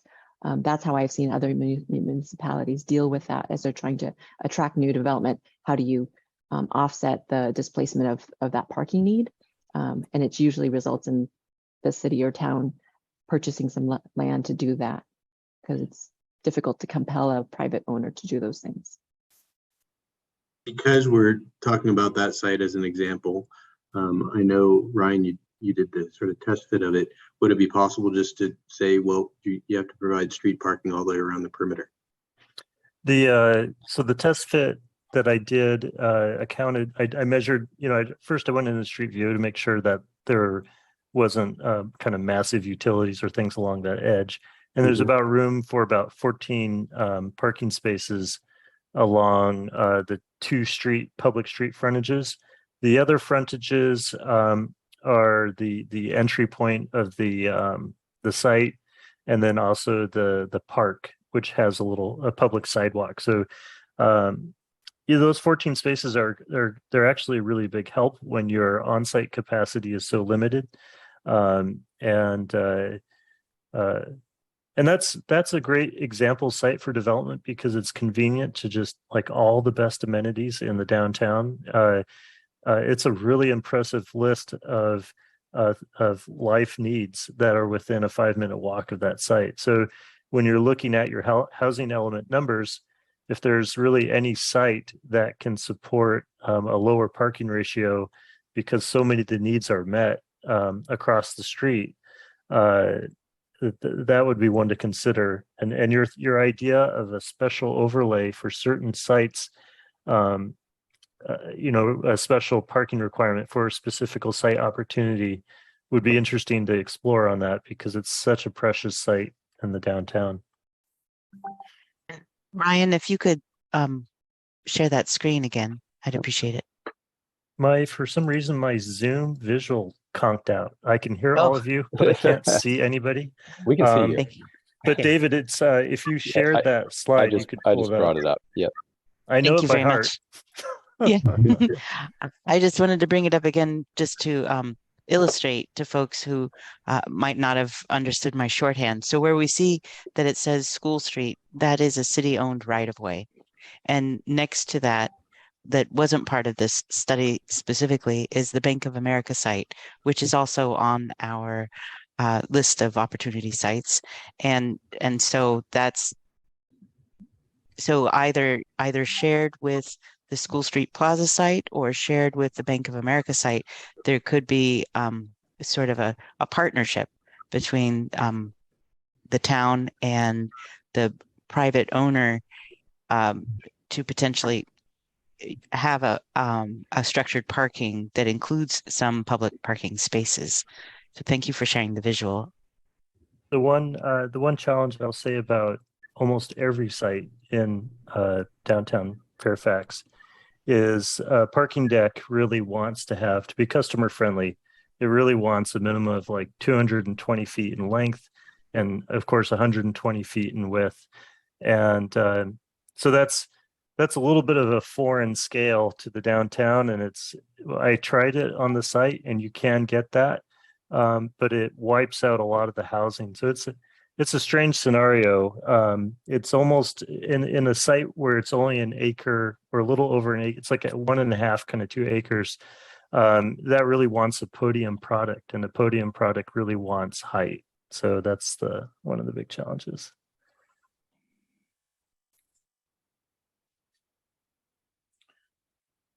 Great. Thanks for the discussion. If that completes Commissioner Kelly's questions, Commissioner Newton has a few. Mimi, go ahead. Thank you. I'll try and be quick. I really appreciate all the work that went into this, the focus on using our existing designs and sort of variety of what we've got here to sort of tee off of for these standards. I love that. I'm really looking forward to hearing from the public about some of the materiality standards. I had to look up some of these things, like what was one of those words? Specular surfaces. there's a prohibition on specular surfaces. And gosh, I don't know, does Fairfax really want to have a prohibition on specular surfaces? I don't know. So I'll be interested in hearing what the public has to say about that. I really appreciated, Grace, your discussion about the large sites. I have other questions about those, but one of the things that was pretty clear was how the density bonus ideas would work for those large sites. I don't think that was as clear for the other sites. There are some references in the materials we got to, different heights based on whether or not the density bonus was achieved. And it was unclear to me what the ratio of like affordability and how, that plays into what those bonuses were. I was also really, confused about the height and the bonuses associated with height. I saw the response to our questions, where we were talking about really preferring, the 2 or 3 stories. And somehow I feel like, I don't know, to get 118 units at School Street, you're talking about maybe 4 stories or something. And, when I see some of the numbers, 40 feet, 45 feet, we're getting up to 4 stories, even though I understand that you have, space for utilities and everything in there.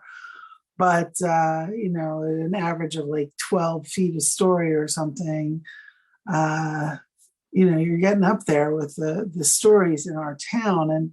And I really feel like if we're going to be trying to keep things objective, people are going to buy into that. There are some of the, sacred cows that I wouldn't really want to go up against, like a 4-story, a 45-foot tall building just seems awful high to me. So I'm hoping you guys can explain a little bit more about that. Yeah, sure. That's a great question. So the odds is designed in each zone, including School Street Plaza, to allow by right with a density bonus up to 3 floors. I think it's very likely that School Street, to make it really pencil, is going to need more than 3 floors. But if they do, they will have to go through a discretionary review process, which will give the town more control. You had some questions just generally about the density bonus. Density bonus is very complicated, so we don't want to get into too much length here. But generally, it gives the opportunity for developers to provide affordable housing. And when you ask like what percentage, it really depends what type. If it's low or mid affordability in terms of the adjusted median income. But if they do that, there are certain incentives and waivers and other things that they can get and choose from or ask for. One of those is height, but they're not all of them are height. So it really is dependent on a site by site and developer by developer basis. But we're putting the odds in place so that you have more control over how that height bonus is applied. And really, it's in the large sites that you're going to see the enough quantity and scale that somebody is going to prioritize doing the affordable units, which is why in that chapter we specifically called out the percentages and the types of incentives allowed. But I do want to go back. I think there's a little bit of misunderstanding from what Commissioner Newton asked. I wonder if we can pull up that last slide and have Ryan clarify. My understanding of what Ryan did at the School Street site was look at the overall volume that could be built in a 3-story volume. And so it doesn't change the number of stories. So we're saying that within the same volume, you could have the 24 units or the 58 units or the 118. The difference is because of the parking requirement, in that same volume, you're going to get very, very large 24 units. So the price point is going to be much higher when you can accommodate more units because there's less of a parking requirement. In the same volume, you can provide studios, 1- and 2-bedroom units that are much smaller and much more affordable. So it's not saying that the 118 actually has to be 4 or 5 stories. I think this scenario describes the same bulk and volume. It's just how big are the individual units. That's right, Grace. And this is where access to studio units really becomes a function of parking, because parking space is often, with the circulation required and the space to store the car, can be more square footage than the actual studio apartment. And so it provides very, very little incentive for a developer to ever build a studio, because they don't get a whole lot of return on it. And so what they end up doing when there are higher parking ratios is they just build larger units that have enough fat on them that it covers the cost of building that parking. And what sometimes becomes disappointing are when jurisdictions zone an area that allows, say up to 40 units per acre, and the developer shows up with 18 units per acre, and then you only have a handful of those sites.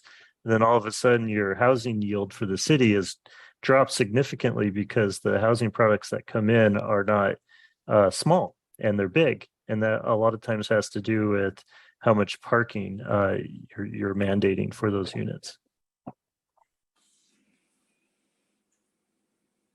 Thanks. I also have a quick question, haha, about Town and Country, and by identifying specific examples, I guess we're sort of putting the cart before the horse because of the particular zoning of Town and Country. I'm confused there as well. So we looked at that site specifically because it's the most flat of the 3 sites.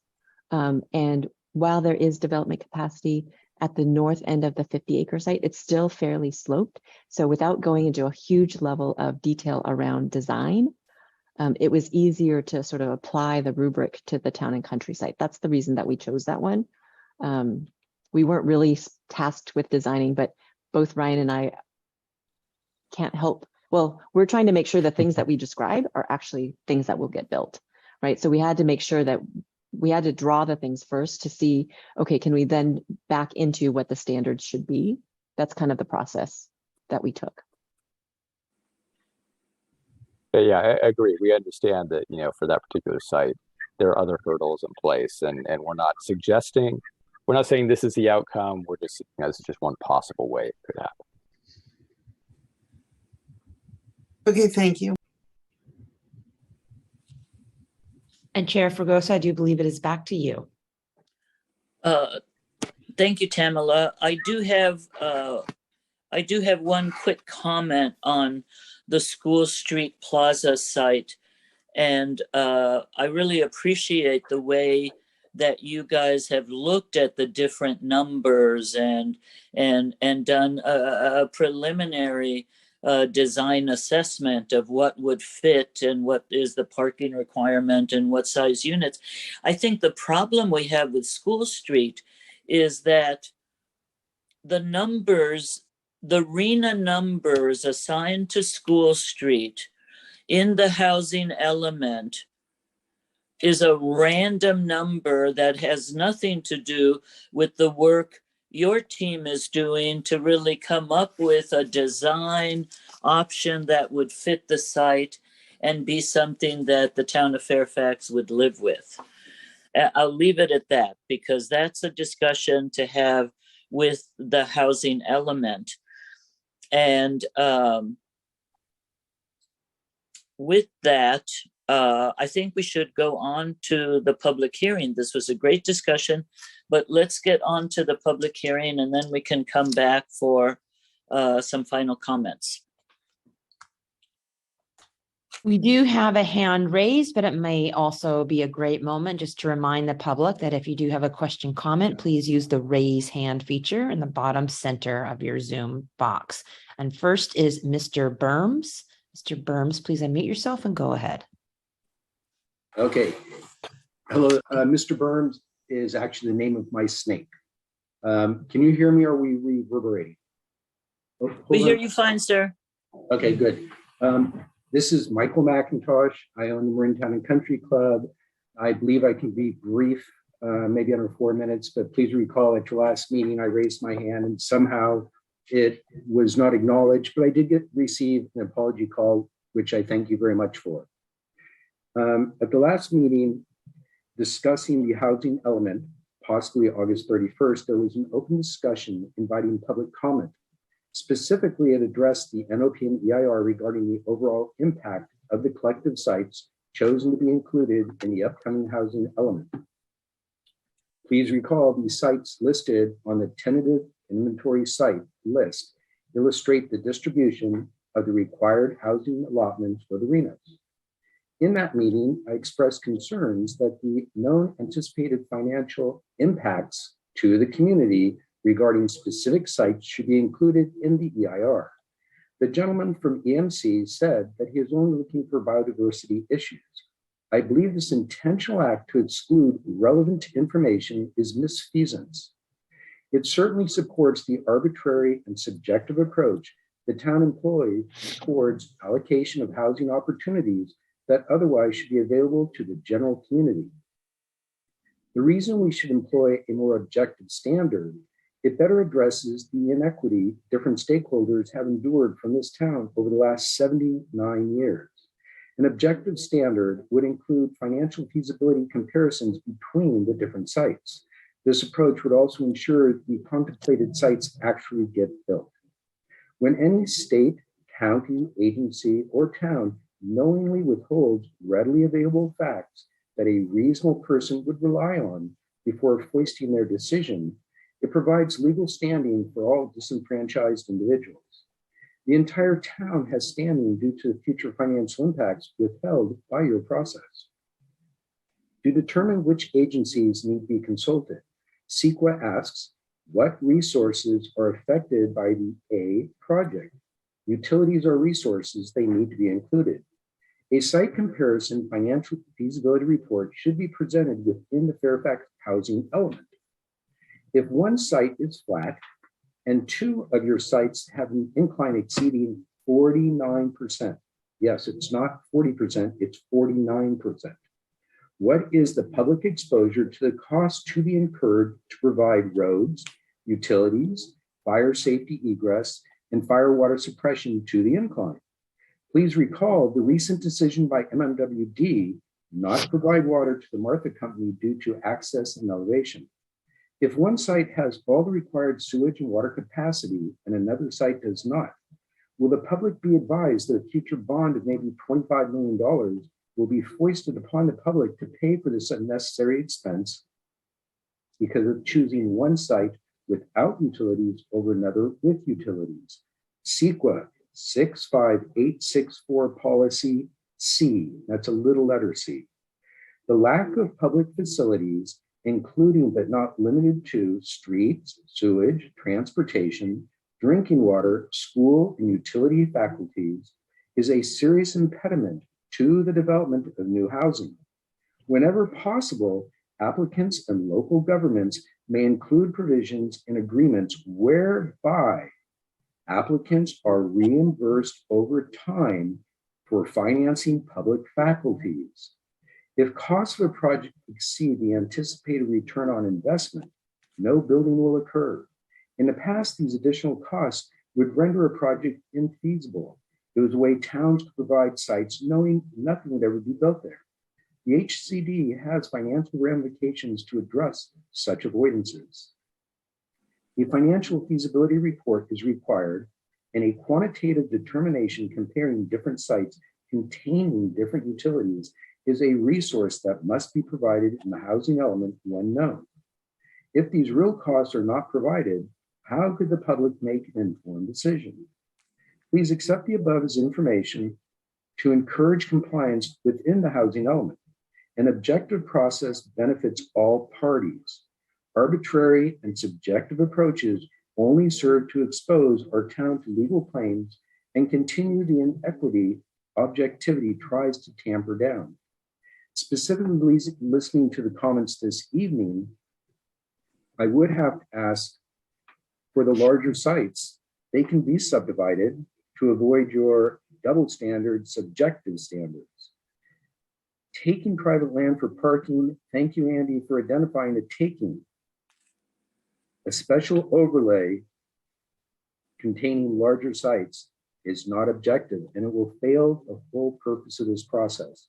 So I hope that these are taken not as too inflammatory, but as things that really need to be required and implemented before a final decision is made. Thank you very much for allowing me to speak. Thank you for your comments, Michael. Tamala, is someone else out there? Mark Bell is our next speaker. Hi, Mark. Go ahead. Hi, Norma.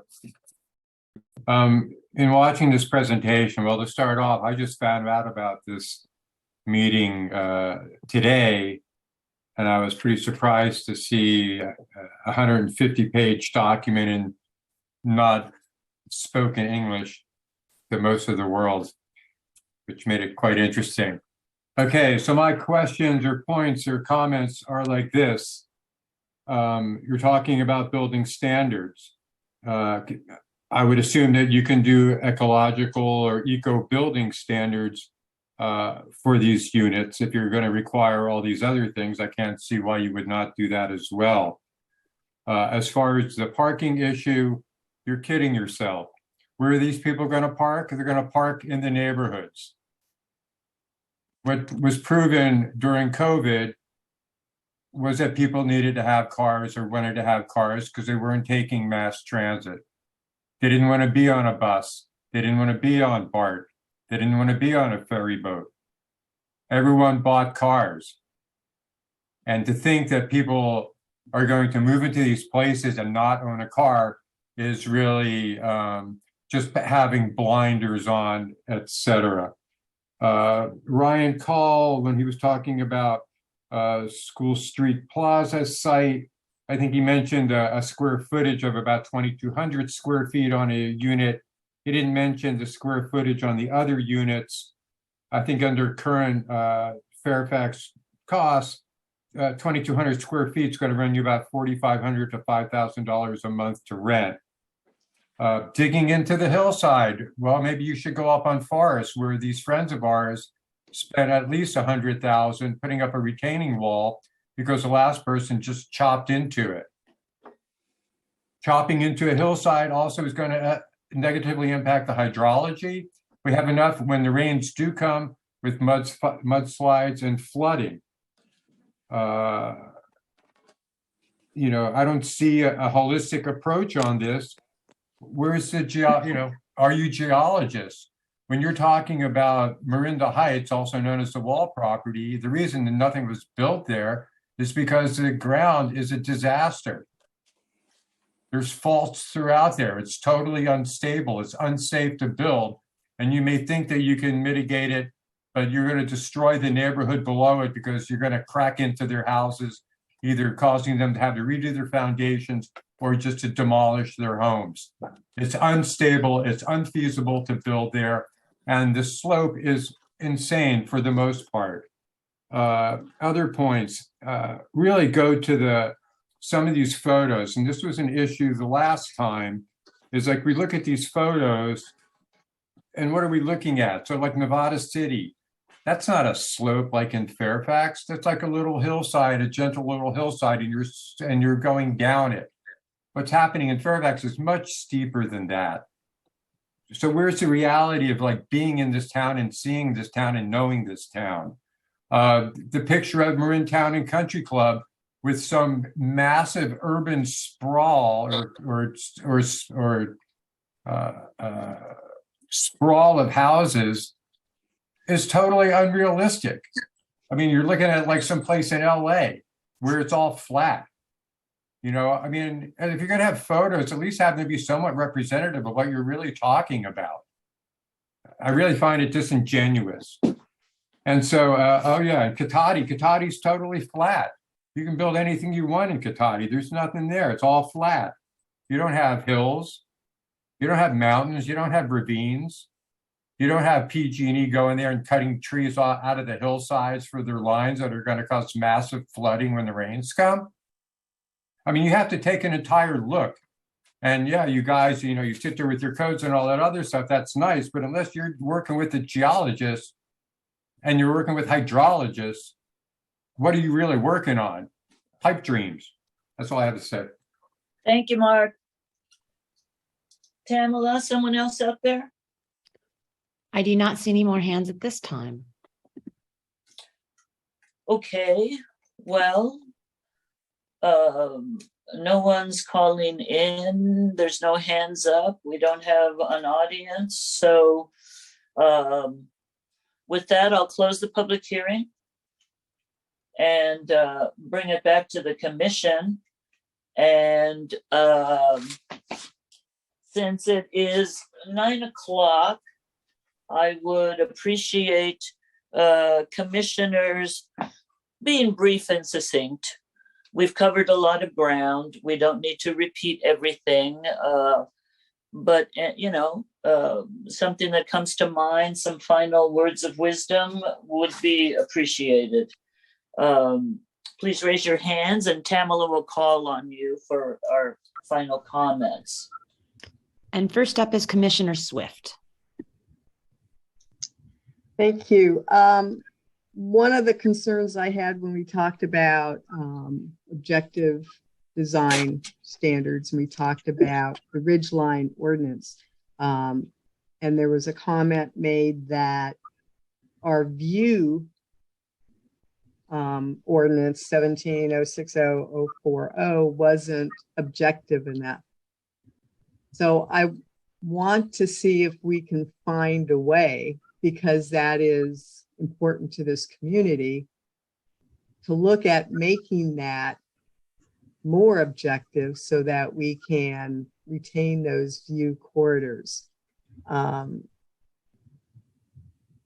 Another comment was, it was mentioned that most of the walkthroughs that you all did, which I appreciate, spending the time going through the community, is that what you saw in our built environment didn't necessarily match our zoning code. And that's because when you look at our existing buildings, a lot of them were built way before the zoning code. So it reflects what was done before, and our zoning code, I think over time, has tried to improve upon what is there when we do new buildings.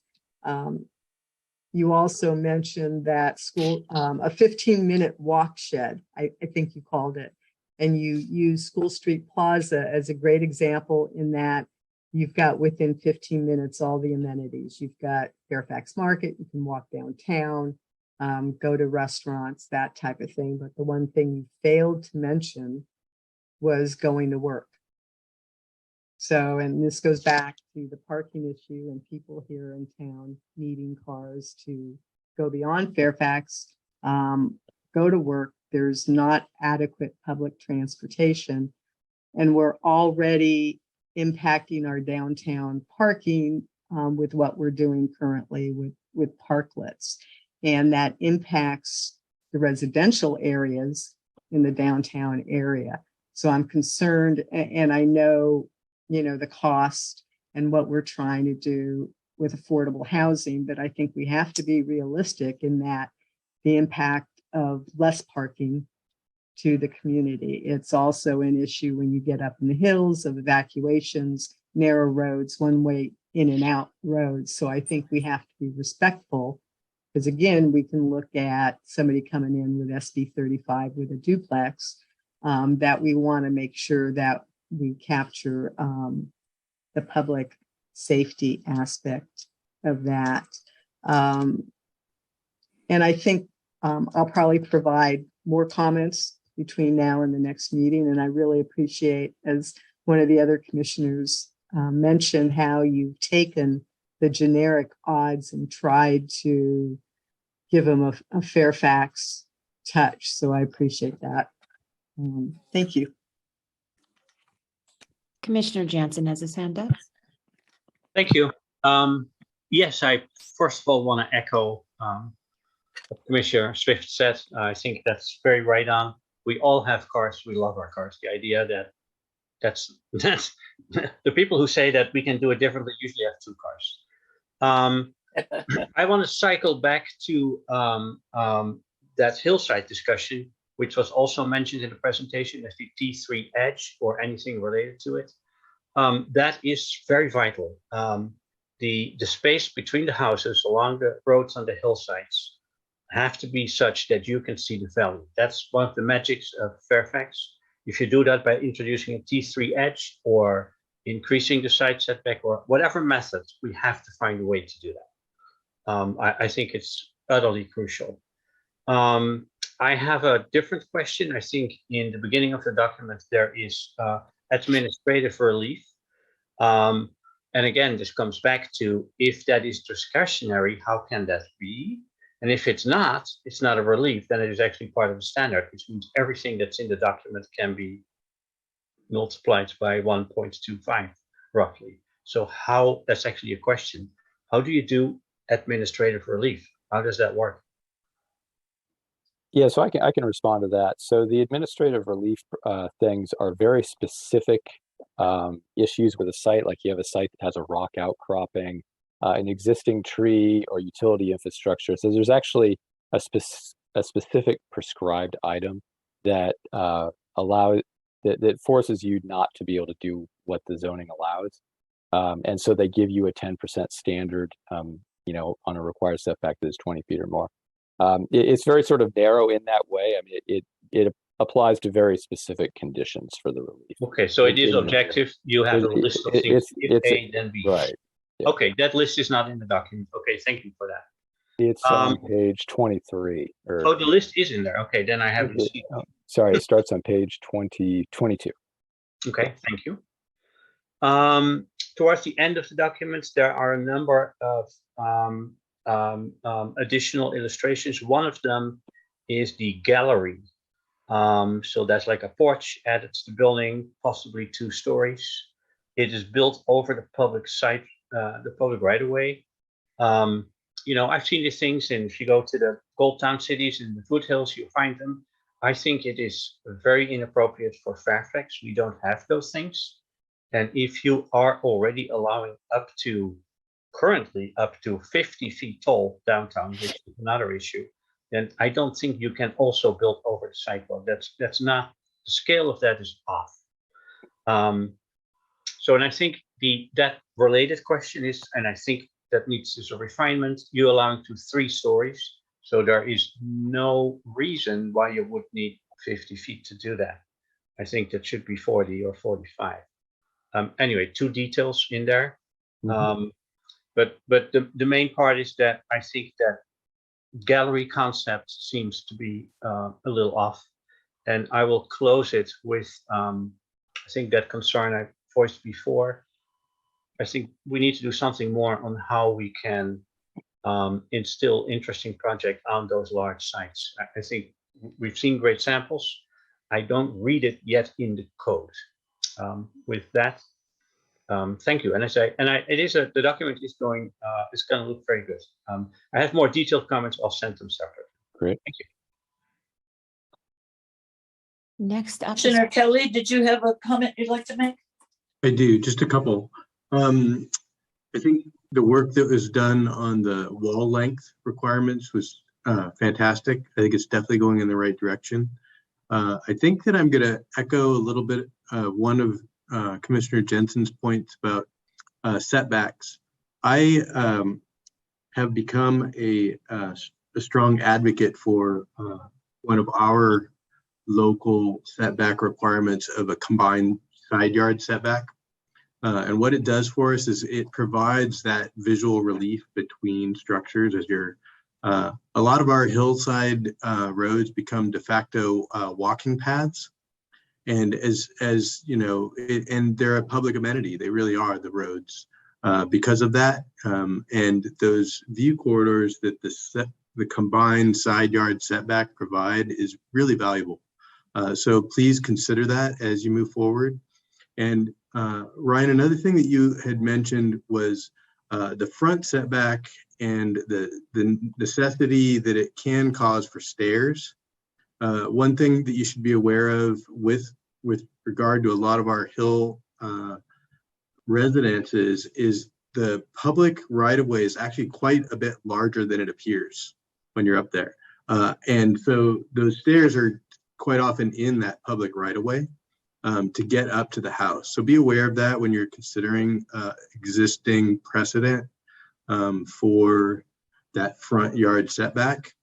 So just be aware of that, I think is all I needed to say. In general, again, I want to applaud you on trying to cater this document to our idiosyncratic town. You're going in the right direction, and please keep going. Thanks. Awesome. Thank you also, Commissioner Kelly. I would like to make just one final comment that I had forgotten. Each of the zones, the T3, the T4, the T4 Main Street, the T4 Suburban Main Street, they all have a table, and it's in chapter 3, I believe, where you describe each of the zones and then show the development options, how many floors they can have on the one side, and then on the other side you talk about incentives, and each of those zones has a paragraph that says under the chart that says they are allowed to go to 3 stories with the affordable housing bonus. But I noticed that the T4 SMS, I don't know if you can put if you can bring that one up quickly. Yeah. Does not have the same language. And I was wondering if that was an omission, a typo, or if in fact there is no, it's just a different language. Where is that? I thought it said a 45 foot height limit with a density bonus for the T4 SMS. 45. Right, with the bonuses, top structure is 45 feet in SMS, overall 50. No, that's not the language I'm referring to. I'm sorry, I lost that page. Okay, here we go. Okay, page 43 of 150. Under the T4 SMS, where you have the image of the development, and on the one side under the images it says the intent, up to 2.5 stories without bonus, up to 3 stories with a bonus. And then on the right, for affordable housing incentives, there is no additional incentive to provide above the allotted state bonus program.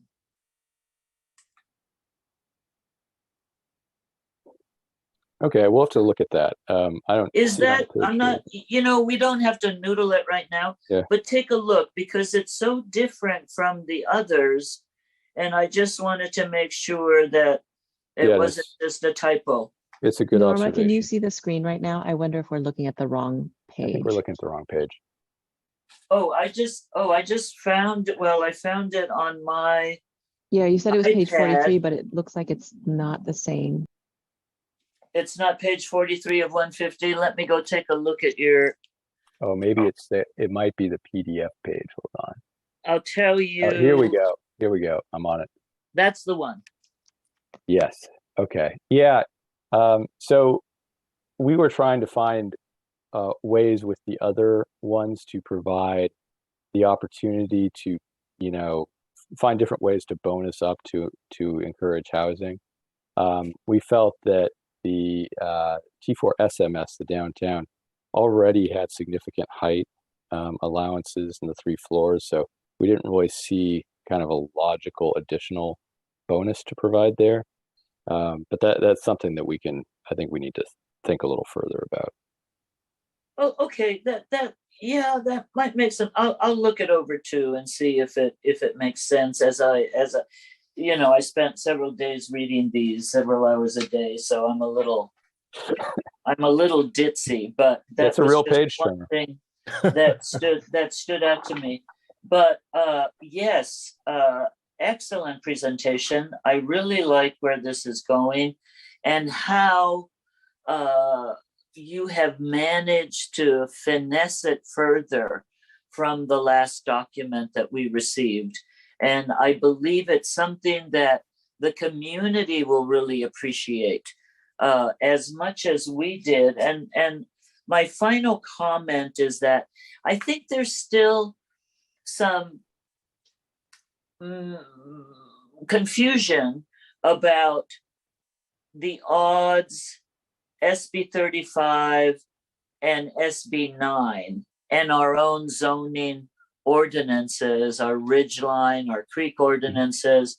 You've been, I think, very clear in your introduction that I think should be highlighted more so people understand.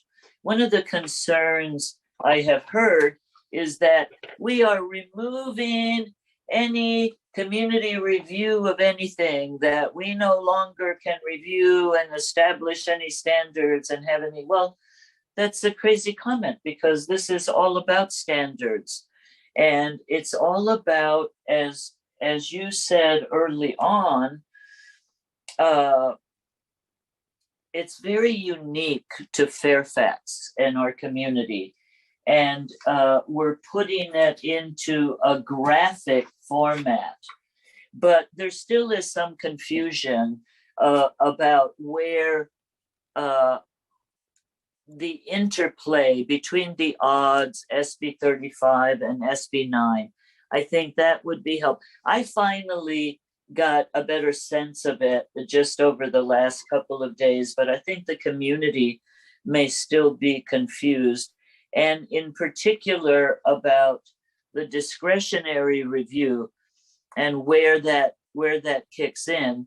I think Grace explained it very beautifully, that we have these standards. It's a way for a developer to go in and take a look. Oh, I can meet all of these standards, or I can't meet these standards. And if you can meet them, then it streamlines the process.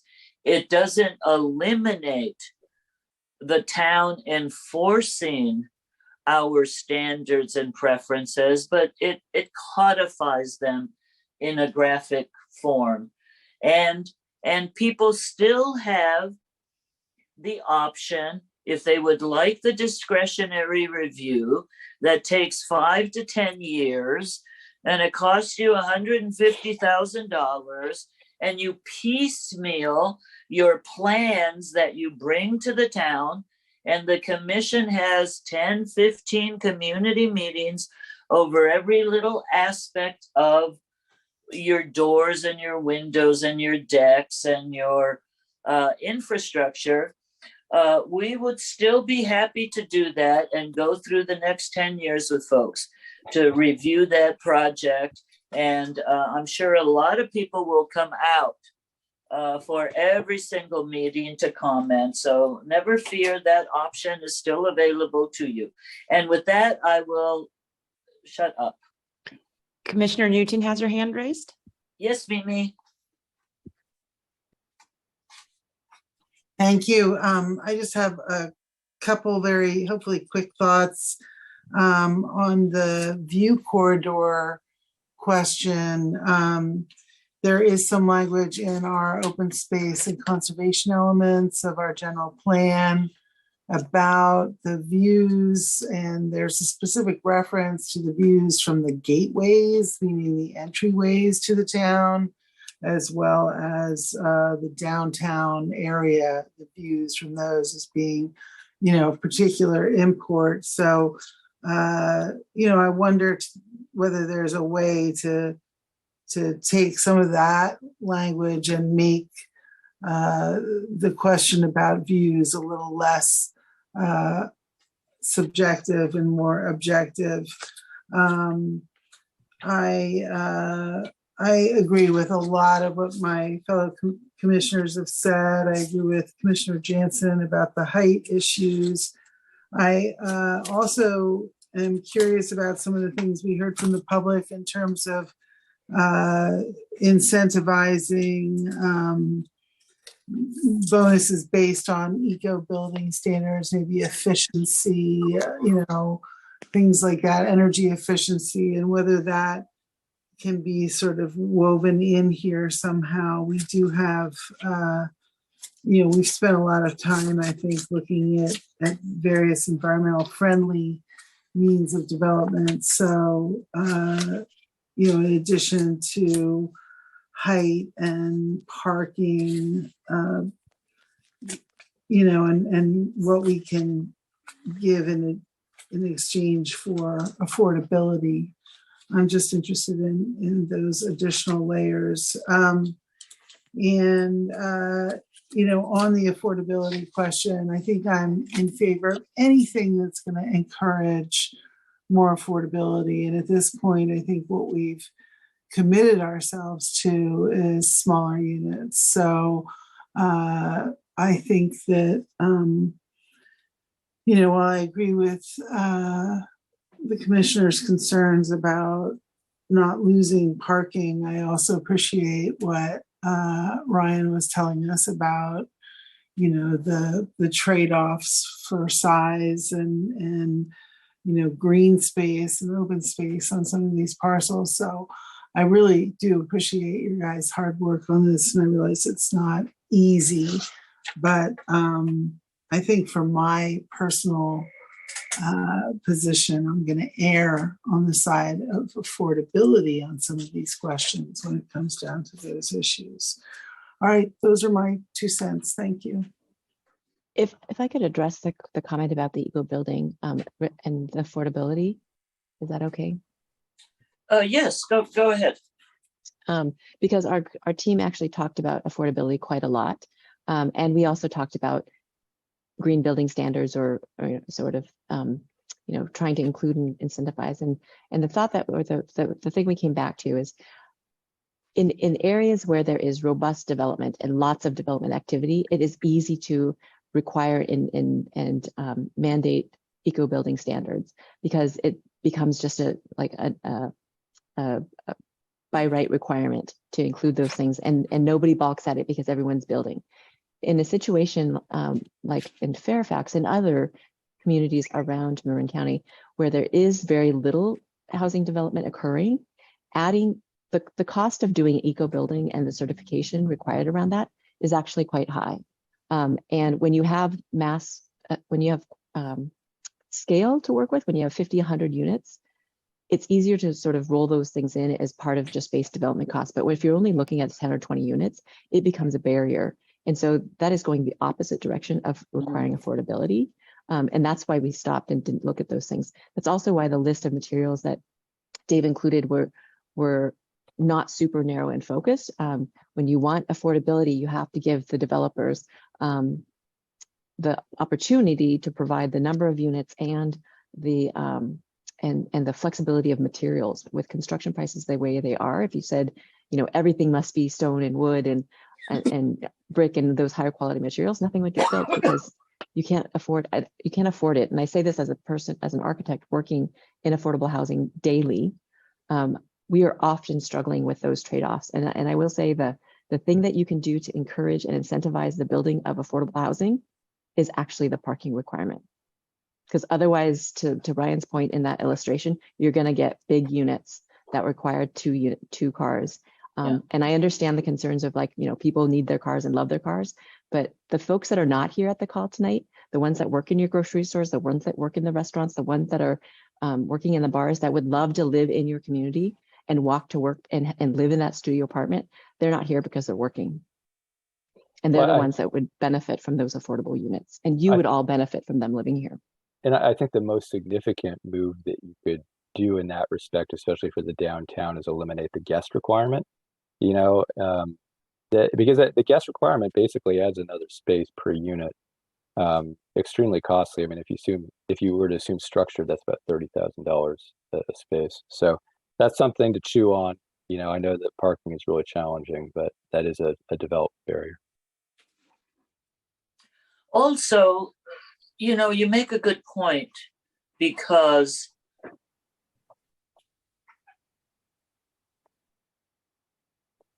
I just had a brain lapse, but incentivizing. Oh gosh, I'm just tired. I lost my train of thought, but I'll come back to that. Commissioner Next Has your hand meeting. raised? Yes, go ahead then. So when we talk about our parking standard that we have, primarily, that's for, I think, individual applications, individual units, if you will. When you look at development, as I mentioned before, we had zoning that was PDD zoning, which perhaps wasn't objective in the way we're looking at it now. But the thought there was that you had a large piece of property, you were identifying it as PDD, and then as a part of that process, you went and determined what was going to be built, how much parking was going to be needed for the development that was there. So it wasn't necessarily applying the same standard that we look at for parking with, 2 cars per 2 bedrooms plus the guest parking. So different application when we talk about parking, whether it's kind of an individual application or we're looking at a development, as we've called it out in our zoning map from the prior housing element. So a little different approach. So I just wanted to clarify that. I think that is it's a great point, because I think that is one of the challenges with the odds in trying to make this objective, and that's exactly that's the inflection point of this challenge, right? So if it could all be done through a PDD, it would be kind of a different story, but then that starts getting subjective. So.